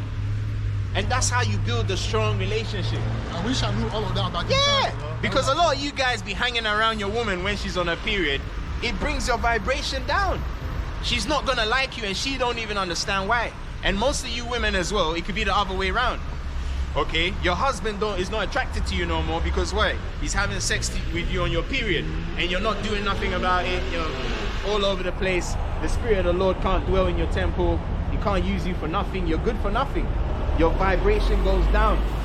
It's a spiritual coded language that a lot of you guys are ignorant about because you're still stuck on stupid, man. You think the laws of the... You are teaching that the laws of the Most High are not done away with, but yet you meet a girl for the first time, you don't know what cycle she's on. Because a lot of you guys, as soon as you see a woman, you just run to it like a dog. You don't know, she could be on her period. That's why when you're... I'm not saying, oh, every girl you see, oh, are you on your period? But you gotta be mindful. Conversation, that's for conversation. At some point you're gonna have to find out and cycle, how it works and things like that. And she might even tell you her cycle. She might be like, oh, I'm not feeling well today. You say, oh, what's wrong? Oh, I'm on my period. Boom, then you mark it down. The Most High is working, man. He gonna show you. And then from then you ask her and then about from family. then you calculate. Yeah, you calculate, man. Yeah. You got 15 days, man. 15 days So to if she- smash it. Yeah. And So- then 15 days, leave it alone. Yeah. And that's balance. You know? That's how it goes, man. That's why a lot of you guys are losing out here. And then you sleep with that girl, you know, for a while. Things go bad. You don't understand why. Then you gotta find another girl. And then you gotta find another. And for those of you that sleep with the ashawers, it's even worse. Because the ashawers, a lot of them could be on their period. They won't even tell you. Yeah, because they need to get money. But worse than that, They're gonna let you come in. yeah, because the spotting as well. If you think about it, right? After the 7 days for a woman, she will tell you that she's spotting. Because scientifically, a woman got like 14 days for her blood to still come out. So even after the flow, the overflow, there's days where it's not a lot, but she's still spotting, and that's considered as, yeah, and that's considered as unclean. So that's why the 15th day comes in to kind of like spare you that madness. But then with their shower situation, they're having sex with bisexual. Yeah, bisexual men. So when you go and have sex with your shower, the spirit of homosexuality Jumps on you, yeah. That's why a lot of you can't, because even this new wine, when you come in, there's certain things you can't do anymore. Like for instance, you know, like the brother said, sleeping with prostitutes, you can't do that. Because that's gonna fight against it. And the only way you can stop that is to get a woman. And we're showing you how to get a woman, and you guys are talking shit. You know? But anyway, get back to the precept, man. No. That's it on that one. So yeah, Jezebel trying to deceive Jehu. He said, who's on the Lord's side? Who's on the Lord's side? Verse 34. And when he was come in, he did eat and drink, and said, Go, see now this cursed woman, and bury her, for she is a king's daughter. Verse 35. And they went to bury her, but they found no more of her than the skull, and the feet, and the palms of her hands. See that? The dogs ate her, bro. Verse 36. Wherefore they came again and told him, and he said, This is the word of the Lord, which he spake by his servant Elijah and Tishbite, saying, In the portion of Jezreel shall dogs eat the flesh of Jezebel. Verse 37, and the carcass of Jezebel shall be as dung upon the face of the field in the portion of Jezreel. So Is that verse 37? yeah. Right. So that they shall not say this is Jezebel. She was There you go. Yeah, man. So hey, she had a man. She died in a bad way. You know. So she didn't die. She got clapped. She got clapped, man. She got. It was horrible, man. It was horrible. So yeah. So a precept showing. So 2 Kings 9 verses 30 to 37. A precept showing how Jehu rids the land of Israel of Jezebel's demons, which is synonymous with how the Grandmaster is currently in the cesspool of Jezebel, being the Americas, as that landmass is overran and dominated by Ephraim. Because when you go to America, a lot of these women that you see out there and a lot of these so-called playboys with the nice cars, they're Ephraimites. That's like a cesspool of Ephraimites, because they're all about their money, you know. They're chasing the bag, so they say, chasing the bag. It's all about money for them guys, man, you know. Right, so it says the Americas, as the landmass is overran and dominated by Ephraim, who is Joseph, all right? As Joseph too made a name and dominated Egypt. Right, see Because that? that's where Joseph made his name, in Egypt. So that shows you those high and mighty guys in America, they're all Ephraimites. Yeah, Jay-Z Alright. is an Ephraimite. His wife is an Ephraimite. Yeah. You know, and I had to explain that to someone, that Beyonce is from the tribe of Ephraim. Yeah, but it's easy. Look, Yeah. she worshipped the ephod. There you go. She worshipped the ephod. And all the women follow behind her. Ephod is one of the deities that the Yoruba people. Oh, there you Not go. only that, Malaki, in her music videos, she's always got the Egyptian pyramid and everything Ah, you on see that? behind the scenes. And that. Spiritually That's discerned. There you go. Right, so it says a precept showing how Jehu, Salaka. Landmass is overrun by Ephraim and Joseph. As Joseph too made a name and dominated Egypt. Another point to consider is Jehu's father's name, which goes back to Yahweh Shapata, Good. the final showdown for all the nations. It is fair to say that Jehu was in similar fashion the final judgment for the house of Ephraim, as he himself was Manasseh, Ephraim's brother. That's right. So he was riding behind Ahab the whole time, but he was the guy the Most High was gonna use to clear him out. His own brother, Manasseh. It says Ephraim is the problem and Manasseh is the solution. No. A notable mention is how Jehu is the only man in all Israel that slew both kings of the northern and southern kingdoms. So this guy is serious, bro. He took out the southern kingdom and he took out the northern kingdom. Right. And that goes back to what? The Grandmaster, he's on the west side and on the east side. So he gonna clear both sides. That's spiritually discerned, man, for those that can receive it. Right, he slew both kings, okay, of the northern and the southern kingdoms, a record unmatched till this date. The only man to kill both kings of both kingdoms. So this guy is a very serious guy, man. Nothing to be played with, all right? For those that are scoffing about his revelation, you gonna meet him soon. And it's not gonna be nice. So get 2 Kings 9:27, Malakah. 2 Kings 9:27. Didn't I read it? No. 2 Kings 9:27. Did you read the bit where he killed Ahaziah? Nah, you didn't read that bit. So Second Kings 9:27. Alright. You read 2 Kings 9:37. Right. So Jehu assassinates Ahaziah. This is 2 Kings, chapter 9, verse 27. But when Ahaziah, the king of Judah, saw this, he fled by the way of the garden house. And Jehu followed after him and said, smite him also in the chariot. And they did so at the going up to Gur, which is by Ibleam, sorry, and he fled to Megiddo and died there. There you go. So he kills him, Right man. here. Right, so it says a precept showing how Jehu destroys the king of Judah, also making him the only man in all Israel used by Yahweh to clean house. This can also show us the role of the Grandmaster, as he will be responsible for getting the 144,000 elect soldiers trained up. So you guys get ready for the Grandmaster to train you, man. Those that are fortunate enough to be numbered among the elect. The 144 goes back to what?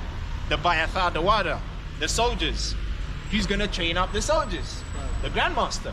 Because like we said, you receive the power, what are you gonna do with the power? And they show you that in the Marvel movies. Every time, like Spider-Man, when he got his power, he had to do training. He had to get the suit, everything. You see what I'm saying? Yeah. Uniform. Right. So it says, elect soldiers trained up and ready for battle. All soldiers are to report to the Grandmaster's dojo from the ages of 20 years and above. So from the ages of 20 years and above, you are gonna be in the Grandmaster's dojo. Okay? That's right. Yeah, you're going to the Grandmaster's dojo. He gonna train you up, man. Like Bruno from Pokemon, innit? You go inside his dojo to fight him, you know, then he hits you with Hitmonchan and Hitmonlee. He'll bust you up, man. So the Grandmaster gonna be the Bruno of the Tabernacle. Get you guys in order, man. Right? So 2 Kings chapter 2 Kings chapter 10, verses 1 to 36. Alright? So get 2 Kings chapter 10. 2 Kings chapter 10. We're gonna read about how Jehu just cleaned house. 2 Kings chapter 10, and we're reading verses 1 to 36. Lovely. Yeah, we're going through it all the way. Alright. This is the judgment upon Ahab's house. 2 Kings chapter 10, verse 1.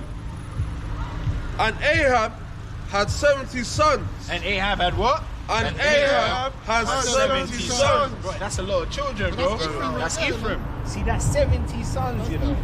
I've got daughters, they look like the daughters, isn't it? Yeah, just carry on, carry on. Yeah. In Samaria, and Jehu wrote letters and went to Samaria unto the rulers of Jezreel, to the elders, and to them that brought up Ahab's children, saying, verse 2, now as soon as this letter cometh to you, seeing your master's sons are with you. Yep. And there are with you chariots and horses, and fenced city also, and armor. Verse 3, look even out the best and meetest of your master's sons, and set him on his father's throne, and fight for your master's house. Verse 4, but they were exceedingly afraid. But they were what? But they were exceedingly afraid. Yeah, because they know Jephthah. They heard about what he's done to Jezebel. You know, so Jephthah brought that fear, man. And that's spiritual, because it says, so shall they fear the name Yahweh.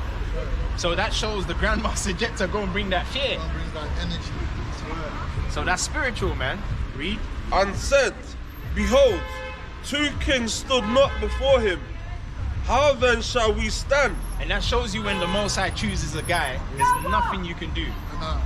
That guy gonna do it. And that's what's happening with the new wine.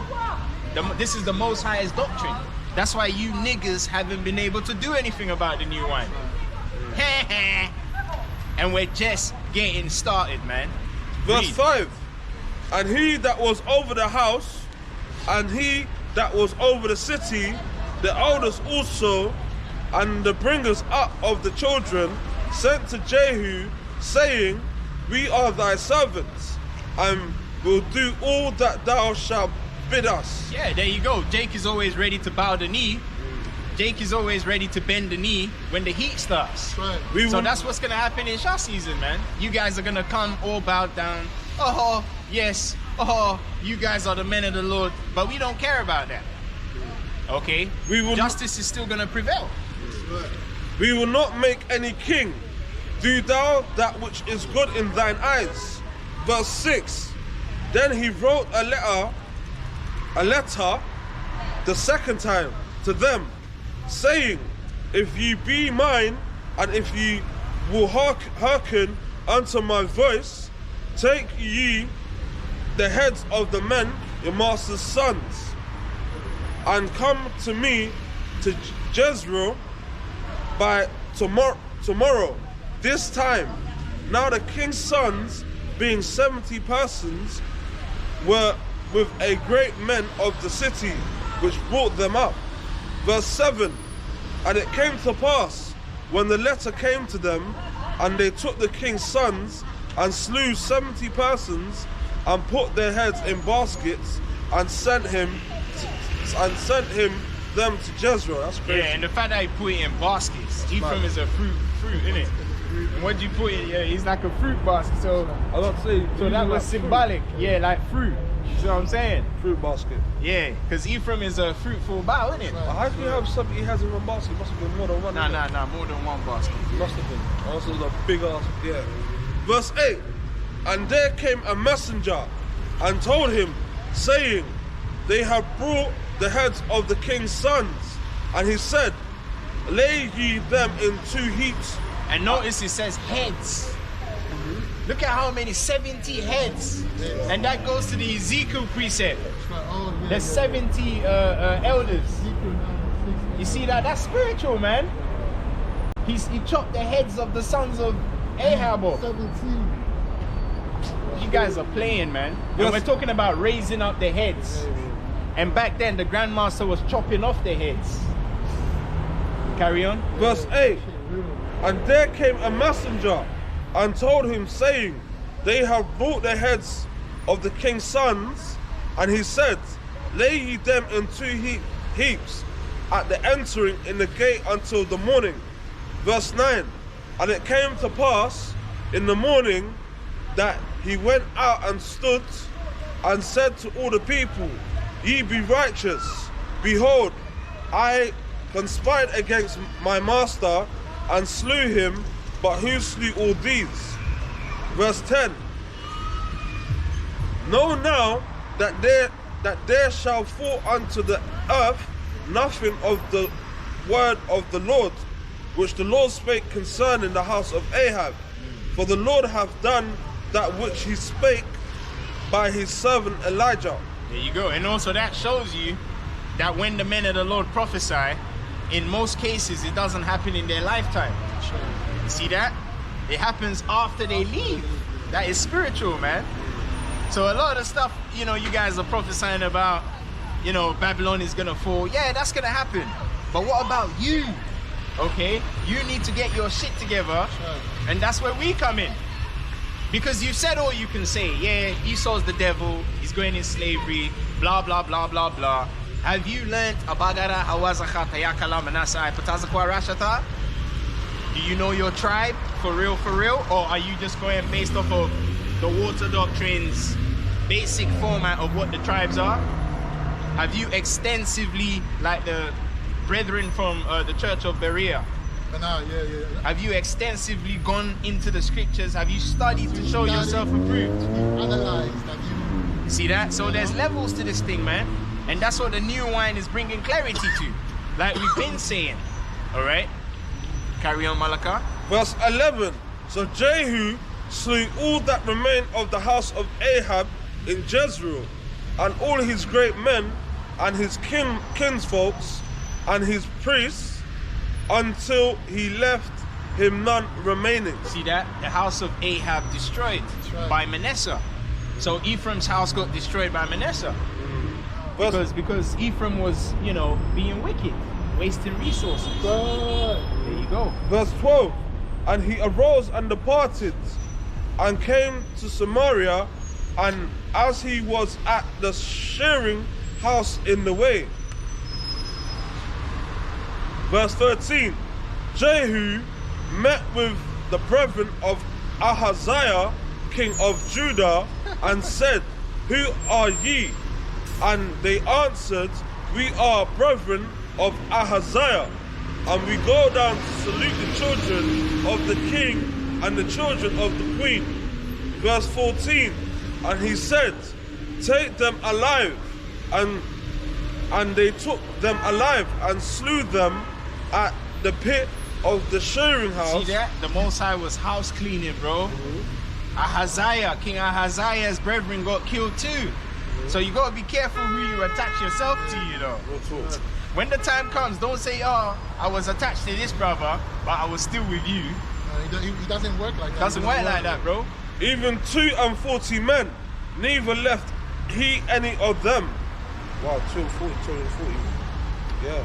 Verse 15. When he was departed thence, he lighted on Jehonadab, the son of Rechab, coming to meet him, and he saluted him and said to him, Is thine heart right? So like, is thine heart right? Right, yeah. As my heart is with thy heart.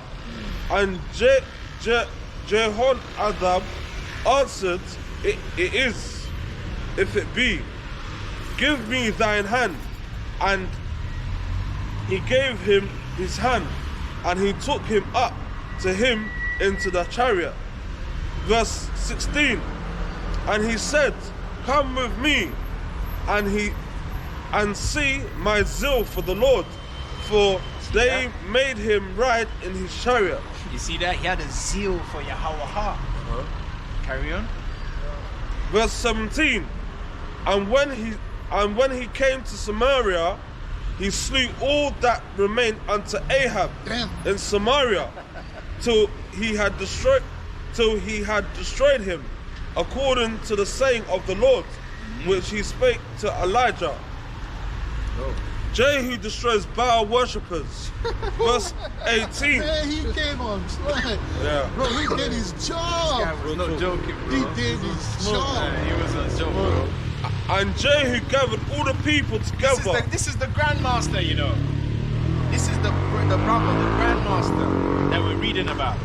This is what he represents. That's why we keep telling you, brothers, this is no joke, you know.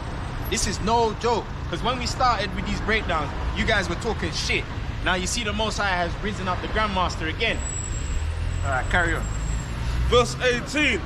And Jehu gathered all the people together and said unto them, Ahab served Baal at little, but Jehu shall serve him much. The guy is cold, you know. Man, this Grandmaster is something else. Ahab had something else. Ahab served Baal a little, but Jehu shall serve him much. Verse 19. Now therefore call unto me all the prophets of Baal, all his servants and all his priests. So he's 419 in them, innit? Right. He said Ahab served Baal a little, but me, I'm gonna serve him. So he said, call all the priests, come. He didn't even get what he was trying to say. Wait, is that Shem, yeah, or Ham? That's shit. Shem, innit? Now therefore, You see how you know when you see this, man. yeah.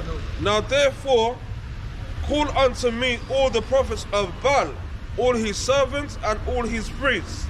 Let none be wanting, for I have a great sacrifice to do to Baal. Whosoever shall be wanting, Grandmaster is cold. he shall not live. But Jehu did it in subtlety, Subtlety, yeah. to the intent that he might destroy the worshippers of Baal. I get it now. Verse 20. And Jehu said, Proclaim a solemn assembly for Baal. And they proclaimed it. Verse 21. And Jehu sent through all Israel, and all the worshippers of Baal came, so that there was not a man left that came not. And they came into the house of Baal. And the house of Baal was full from one end to another. Verse 28. And he said unto him that was over the vestry, bring forth vestments for all the worshippers of Baal. And he brought them forth vestments. Verse 23. And Jehu went, and Jehonadab, the son of Rechab, into the house of Baal, and said unto the worshippers of Baal, search and look that there be here with you none of the servants of the Lord, but the worshippers of Baal only. Verse 24. And when they went in to offer sacrifices and burnt offerings, Jehu appointed 80 men without, and said, if any of the men whom I have brought into your hands escape, he that letteth him go, his life shall be for the life of him. And notice 80 is what? 80. Can you see the 8 and 7 again? You see how spiritual that number is? Oh yeah, 80, yeah. Because remember, he killed 70 sons of Ahab. Now he's instructed 80 men. You see the 8 and 7. But you see, these guys are not paying attention. Oh, they're man, slow. Carry on. 20 something. Yeah, 80. Yeah, that's it. 22? Yeah, you know when you flip the screens? Yeah. Where was I? He appointed Yeah, 80. that's Yeah, he appointed 80. Yeah, I'm there. Verse 25. And it came to pass, as soon as he had made an end of offering the burnt offering, that Jehu said to the guard and to the captains, go in and slay them. Let none come forth. And they smote them with the edge of the sword. And the guard and the captains cast them out, and went to the city of the house of Baal. Verse 26. And they brought forth the images out of the house of Baal, and burned them.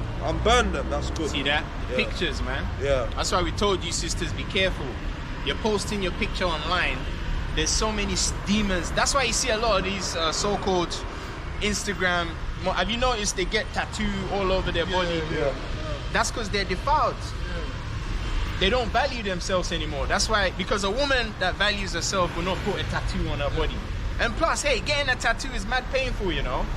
So what kind of state of mind are you in to damage your skin and go through? It's some heavy demon, man. You know? Heavy demon, bro. Because that shit is painful, bro. That's that tattoo shit. When you speak to a woman and she got a tattoo, man, that's a that's something. That's a red flag. Man. I don't know. People repent, but she's been through a lot, man. That's She's been through a lot of trauma. That's damaged goods. Yeah, because basically she's got that. Oh, go on, bro. Yahweh! The only way is Yahweh! Guys, Yahweh! Yamaha! Honda! Alright, that's it, bro. Yahweh! Alright, cool. Verse 27. And they break down the images of Baal, and break down the house of Baal, and made it a draught house unto this day, Slakia. Verse 28. Thus Jehu destroyed Baal out of Israel. Verse 29. Yeah, that's it on that. Yeah. You sure? Yeah. No, I said 27. Yeah. Cool. Bro, that brother's normally calm, you know. Yeah, he's drunk. Yeah, he's under the influence or something. He's under the influence. Yeah, man. Yeah, Sad, man. And it's funny because it says the drunkards of Ephraim. You might be an Ephraimite. You came to camp before it back in. Oh yeah? Remember? They remember him. When we had camp opposite the station. Yeah, man, he's drunk. So many people that he has too much to drink. I don't know. You know what I mean? Yeah, it's time of day. Yeah, man. Jake is fucked up, man. You know? He's fucked up. Yeah. He's fucked up. Imagine he goes and deals with the Eve. how is that Eve gonna turn out? She gonna be fucked up too, you know? Because she gonna put on his garment, and his garments are filthy. So she gonna be after the manner of what he is. So that shows you that a lot of these sisters, they're gonna get a pardon because this is what they gotta deal with, that's man. what's gonna happen. They're gonna be pardoned because, You know? Lord, they're gonna be defiled by these. Yeah, by these guys, man. Imagine this guy finds your daughter. Oh, that's a prayer. That's a daily prayer to be prayed. Lord, That's a daily please. prayer. I don't man. wanna. Ah, have mercy, man. I'm catching hell already. Yeah, man, these Please. niggas are fucked up, man. You can clearly see, innit? You see brothers here, then you come and stand behind us, then you know. I didn't even want to get into it with Yeah, you. but that's what we can do because we know it's not his right mind. Yeah, it's not the right mind. Punch him So, in the face, it's do for what? No, you know what I mean? It's not working. You know what I mean? So, hey, let's carry on, bro. Let's carry on. That's even him trying for help as well. Yeah, he He's needs so help. fucked up. He needs help, man. He needs help. Right, so 2 Kings, chapter 9, verse 27. A precept showing how Jehu destroys the king of Judah, also making him the only man in all Israel used by Yahweh to clean house. This can also show us the role of the Grandmaster, as he will be... I think I've read that one already, isn't it? Oh, 2 Kings chapter 10. A precept combination showing how Jehu cleaned house and also destroyed Baal out of the land. A notable mention is the fact that the brother Yasharah, Right, that brother, he used to be the cameraman, innit? Yeah, Yasharah Yeah. was the one who brought the Jehu precept to my attention. That's right. And that's spiritual. Because Jehu's wife today, the sister Veronica, she goes back to who? The prophetess Deborah. Straight. Banana. And Ahab goes back to who? Hannibal Barker. And how do you say Barker in Lashawana Kodasha? Barakwa. Which means what? Which is the same as what? Lightning. Lightning, yeah. That's right. And what does you know, the Naphtali brother that the prophetess Deborah used to deliver the Israelites? What's his name? His name was Barak. And it's Barakwa as well. That's why the brother left with the Yasharah brother. Because both of them were called what? Barakwa. You see that? That's spiritual, man. And that's why he brought that precept to my attention. Because he was with the Grandmaster's wife back then when she was Deborah the prophet. So you see how the spirit links up all the, you know. So this thing is heavy, man. Heavy. All right. It says the precept to my attention, which brings me to believe that he goes back to the individual Barak from Kadesh Naphtali, as he was a contemporary of the warrior prophetess Deborah, who happens to be the Grandmaster's wife, Saint Veronica. All right. And also, this precept is going to further prove that Deborah goes back to the Grandmaster's wife. And not only that, but Deborah was from the tribe of Zebulun. Okay? So get Judges 5 and 11. It's one of the most famous precepts for rehearsing the righteous acts. And it shows you the Grandmaster, he's going to be the one to give them the rehearsals. Before the actual fight. Because he's gonna get them ready because rehearsing, training, that's spiritual. And that shows you that his wife is gonna do the rehearsals for the women. See that? Can't make this up, man. This is the son of Deborah and Barak. Judges chapter 5 verse 11. They that are delivered from the noise of the archers in the places. And who are the archers? Manasseh. They that are delivered from the noise of the archers in the places of drawing water. In the what? In the places of drawing water. And the water goes back to who? Zebulun. In the places of drawing water. So that's Manasseh and Zebulun in one precept. The Grandmaster and his wife. Because the Grandmaster's wife is what? From the tribe of Zebulun, and he's from the tribe of Manasseh. That's right. And Manasseh's symbol is the what? The arrow. And Zebulun's symbol is what? The sea. The haven of ships. You know? There shall they rehearse the righteous acts of the Lord. That's it on that. So they shall rehearse So that's gonna be your rehearsal masters, man. See how the Most High links up the precepts? Links it up, man. Many layers. So Judges chapter 5 verse 11, a most famous precept in all Israel. Very famous precept that they like to use. Linking Manasseh archers to Zebulon water. It says, sang by Deborah herself, not to talk of her testimony about the bee landing situation. Remember, she said bee landed on her. Yeah, that's the day when we told her that she was Deborah, she said the bee landed on her head. Yeah, that's so spiritual. You know, it says her testimony about the bee landing on her head prior to the revelation as her being Deborah, because Deborah means what? Bee.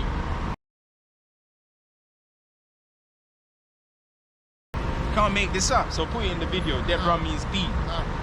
It says another aspect of the prophetess to consider is how she dwelt in an area with a high concentration of palm trees, being synonymous with Zebulon, dwelling exaltedly, as palm trees are usually the symbol of exotic holiday retreats, where people go to live large, you know, or dwell exaltedly. Get Judges chapter 4 verses 4 to 10. That would be our last precept. Judges chapter 4 verses 4. Verse 10 or 4 to 10? Judges chapter 4 verses 4 to 10. Alright. Last precept. This is Deborah and Barak delivered from Canaanites. There you go. So that brother Yasharahah, even though you ran away from the body, all right, you go back to the individual Barak from Judges. That's why you brought that precept about Jehu to my attention, because Deborah, who today is Sister Veronica, regenerated, her husband goes back to Jehu, right? And I'm sure you're sharp enough to put 2 and 2 together, because that brother, you know, even though he left, he was sharp, man. He was sharp, but he betted his cards on the wrong game, because he followed Hannibal. Hannibal the barbarian. He followed Hannibal, man. You know what I mean? Hannibal the barbarian. Yeah, man. So you bet your chips. You bet your chips on the wrong card, bro. All right? And you're beginning to realize that, man. You know? After all the signs that he saw, you know? But hey, it is what it is, isn't it? Man's goings. Read that. This is Judges chapter 4 verse 4. And Deborah, a prophetess, the wife of Lapidoth, she judged Israel at that time. She what? She judged Israel at that time. Right, so she was a judge. So that shows you how powerful that sister is. That's why when you talk to that sister, you can just tell there's an energy about her. You know when you talk to someone and you can just tell there's a frequency that she's coming with. She got a lot of common sense. She got a lot of sense. Man, she's a powerful sister, man. And she's the prophetess Deborah. She judged in Israel. Carry on. Verse 5. And she dwelt under the palm tree of Deborah between Ramah and Bethel. And what does Zebulon mean? To dwell exalted. Yeah. When Yahushua came into Jerusalem, they says they got palm trees, palm branches. Yeah. And they went like that. Yeah. They were exalting him. Yeah. So that shows you she was the Zebulonite, man. And she was the same woman, okay, that wiped Yahushua's face when he was going to the cross. Wow. So she's a powerful sister, man. Deborah. Yeah, the Grandmaster's wife. Yeah, she goes back to Deborah as well. So yeah, so Shalom to the sister, man. You know, we'll be looking forward to seeing what she does in the tabernacle, man. You know, carry on. In Mount Ephraim, and the children of Israel came up to her for judgment. Verse 6. And she sent and called Barak, the son of Abinoam, of a Kadesh Naphtali. Yes, because when you look up Deborah, it says she's from the tribe of Naphtali, but that's wrong. Okay, because, you know, we know more than Google does. That's a fact. And said, and also it says Zebulun and Naphtali dwell, you know, together. So they'll make that mistake. So they're going to make that mistake, but that's why you need us. You need us, you know, like Scarface said, you need people like me. You need us, man. Point the finger at him. Yeah. So you're the bad guy. You need us, man. You need people like us. Yeah. We're the bad guys. Even you guys that are scoffing, you need people like us, so you can scoff. So carry on, man. You're just doing your job. And said unto him, hath not the Lord God of Israel commanded, saying, go and draw toward Mount Tabor, and take with thee 10,000 men of the children of Naphtali and of the children of Zebulun. Verse 7, and I will draw up thee to the river Kishon, Sisera. And that shows you she was from the tribe of Zebulun. Because he said, go and take 10,000 men from what? Naphtali and Zebulun. So that shows you she was Zebulun and Barakah was Naphtali, man. See that? The captain of Jabin's army with his chariots and his multitude. Is that verse 10? Verse 7. Okay. And I will deliver him into thine hand.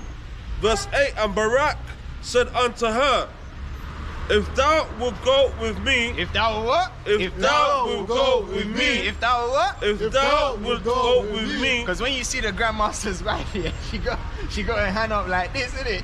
Yeah, she like that. She gonna slap you in your, I'm telling you, man, she gonna lay it down, bro. then I will go, but if thou wilt not go with me, then I will not go. And that goes back to Deborah, Veronica, okay, sister, she's Deborah as well, but that goes back to Veronica, because it means what? She brings the victory, man. So Barak knew that without her, he can't win. Yes. He needs that energy of Sister Deborah, man. You know? The prophetess, she has to be there for you to get the victory.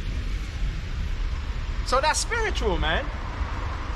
And when you look at the Shah symbol, you know, even though it's like that, it's two V's. All right, I haven't used the board today, but I might have to do that demonstration because that Shah symbol goes back to what?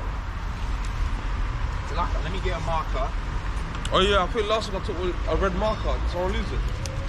Finally, I like, Oh, you got one? no, I took one home last week. Yeah, that's fine. yeah, that's fine. That's easy. So yeah, man, if you look at if you look at the symbol of the Shah, okay, because that's what we're waiting for, Shah season, innit? So Shah is like that, okay? That's Shah, and it goes back to what? Shana. I'm writing it in English, and then I write it in Lashwana Kodasha. It goes back to what? Shana, and it means what? Teeth. And it represents what? Power. See that? And when you break down the symbol Shah, Shah is actually what? Two V's, man. Because the two V's make the what? The W. And W goes back to what? Win. Victory. Victory. So the W is actually what? Two V's. And that's only spiritually discerned. So victory twice. See that? Those with spiritual eyes will see anyway. You carnal niggas ain't gonna see shit. You just gonna talk shit, and you gonna get taken out like shit. Yeah, but these brothers, they're hating, you know. There's a lot of hate in their heart. Yeah, go on, Malaka. Hold on. There's a bala. Yeah, man, read that. Let's Verse go 9. Slacker. Verse 9. And she said, I will surely go with thee, notwithstanding the journey that thou takest shall not be for thine honor. For the Lord shall sell Caesarea into the hand of a woman. There you go. Yeah, And- that's it on that. It's not 10, Oh, 9. Okay. Caesarea. For the Lord shall sell Caesarea into the hand of a woman. And Deborah arose and went with Barak to Kadesh. You see that? So she went to the battlefield. So she was a warrior, man. That's why the Grandmaster's wife is the way she is, isn't it? That's right. She's about to, oh man. Shall I read 10 or shall So I read at least we know the sisters are in good hands, isn't it? Yeah, Because she gonna train you, man. Shall I finish 10 or shall I leave it? Yeah, read 10. Verse 10. And Barak called Zebulun and Naphtali to Kadesh, and he went up with 10,000 men at his feet, and Deborah went up with him. You see that? So Deborah went to the battlefield. Still. Man, you see that? Yeah. These are the kind of people that the Most High is bringing, you know. You guys are scoffing against us. You gonna see, man. Anyway, it says a most famous precept in all Israel. Oh, nah, Salaka. Judges chapter 4 verses 4 to 10. Combination precepts showing us clues of Deborah's tribe's origin, despite dwelling in Ephraim, which is based on current evidence, could have been around Manasseh. Okay. Also showing us how she went with Barak to the battle, and this can be linked to the name Veronica's meaning she who brings the victory. Hence Barak's demand for her to join him at battle. There you go, man. And that's spiritually discerned. See that? You right, brother? Good, I'm listening to you. All right. Where you from? Where you from? Oh, where I'm from, where I'm from? Yeah. Where I'm from? Yeah. Africa. Oh, which part? Benin. Benin. Oh. Long time ago, like 400 years ago. Oh, so I mean, wait, like currently. You ask me where I'm from, Oh, you're France. from? Oh, France. Okay, he's from France as well. He speaks French. Pas français, ouais. Ah, t'es d'où? Côte d'Ivoire. Tu vois, quand je demande where il est d'où? When I asked him where he's from, he said, Ivory Coast doesn't say France. Oh, no. I mean, like, I know, it's here. yeah. I mean, like, I'm he from the speaks French. Caribbean. Oh, you're from the I know it, Caribbean. I know Oh, it. is it French Guyana or which one? Guadeloupe. Guadeloupe. Oh, Guadeloupe. Martinique. Oh, Martinique. Les deux. Ton père, il est de là. Wait, what's his name? Let's find out his tribe.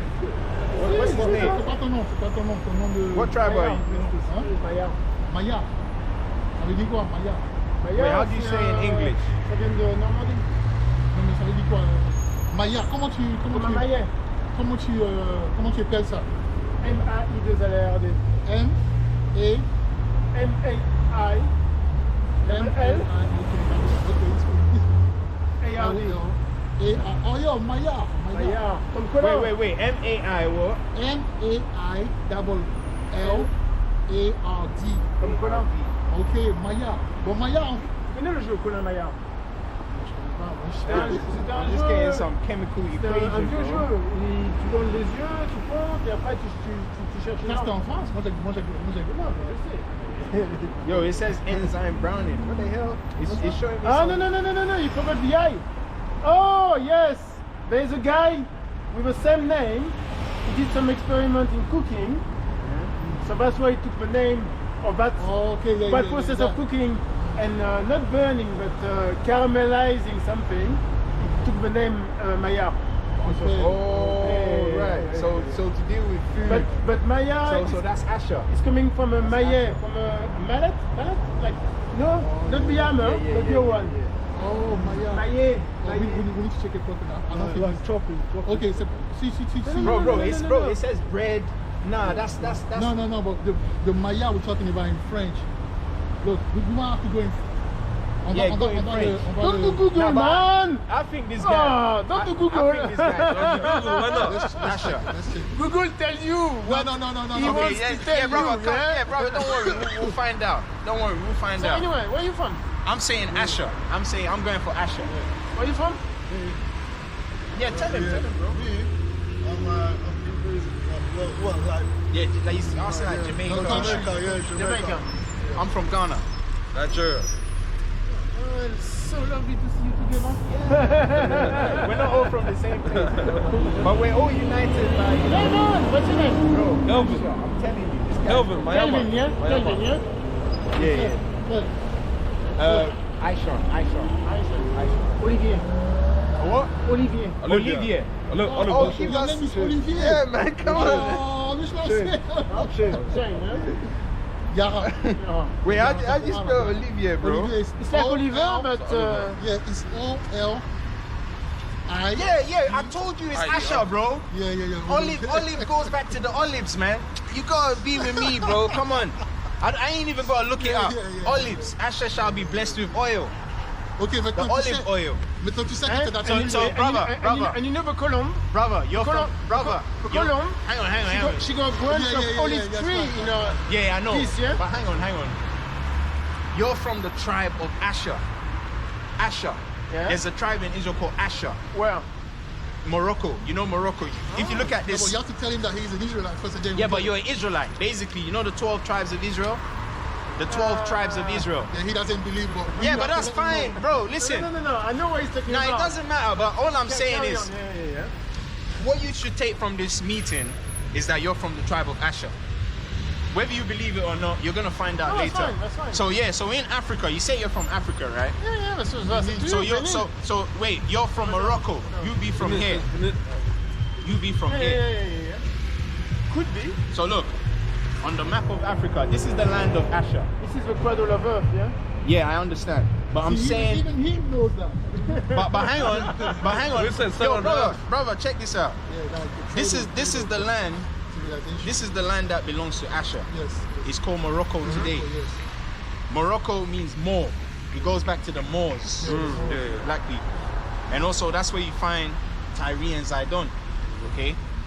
So yeah, and it's close. It's the closest country to España, Spain. You know, I don't know if you can speak Spanish, but you know, can you speak Spanish? ¿Tú hablas español? Muy bueno.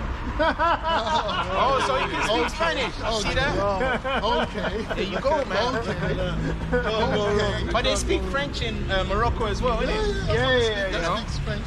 I told you the guy was from Asher. Because you know Asher is always smiling, innit? You know, happy. Because Asher means happy. Yes. You're a happy guy. Yeah, man. Well, there you go. So at least, whether you believe it or not, I don't know. you know, It's you're from the tribe of Asher. nothing to do with believing here. Yeah, but you're from the tribe of Asher. Yeah, but you know it's nothing to do with believing or not, yeah? It's all about knowing. Yes, that's the know. That's the know. Anyway, brother, it was nice to meet you. We're because gonna close out. Once you hear it, if you believe it or not, you heard it, so now you know it. Yeah. You see what I mean? Yeah? All right, brother. Take care, man. Yeah? Take care. Shalom, À la prochaine, ouais. Take care of you. All right, brother. Au revoir. Au revoir. Au revoir. Yeah, man. Hey, as you can clearly see, another one. I told you, bro. Asher. You see that olive? Because that's where you get the oil from, the olive oil. And that's what Morocco are famous for, the olives. Olive oil. That's right. Bring that Anyway, that out, was bring just out. the most. I just had to show them a little example before we close out. That's right. Anyway, with that, we're gonna close out. We're gonna say Kala Halala, Allah. Yahawaha, Yahawaha. Ba'ashama, Ba'ashama. Yahusha'ai, Ya Sha'ai. Raka'ata, Raka'ata. Qam Yashura. Well, Mark, that's right. Allah.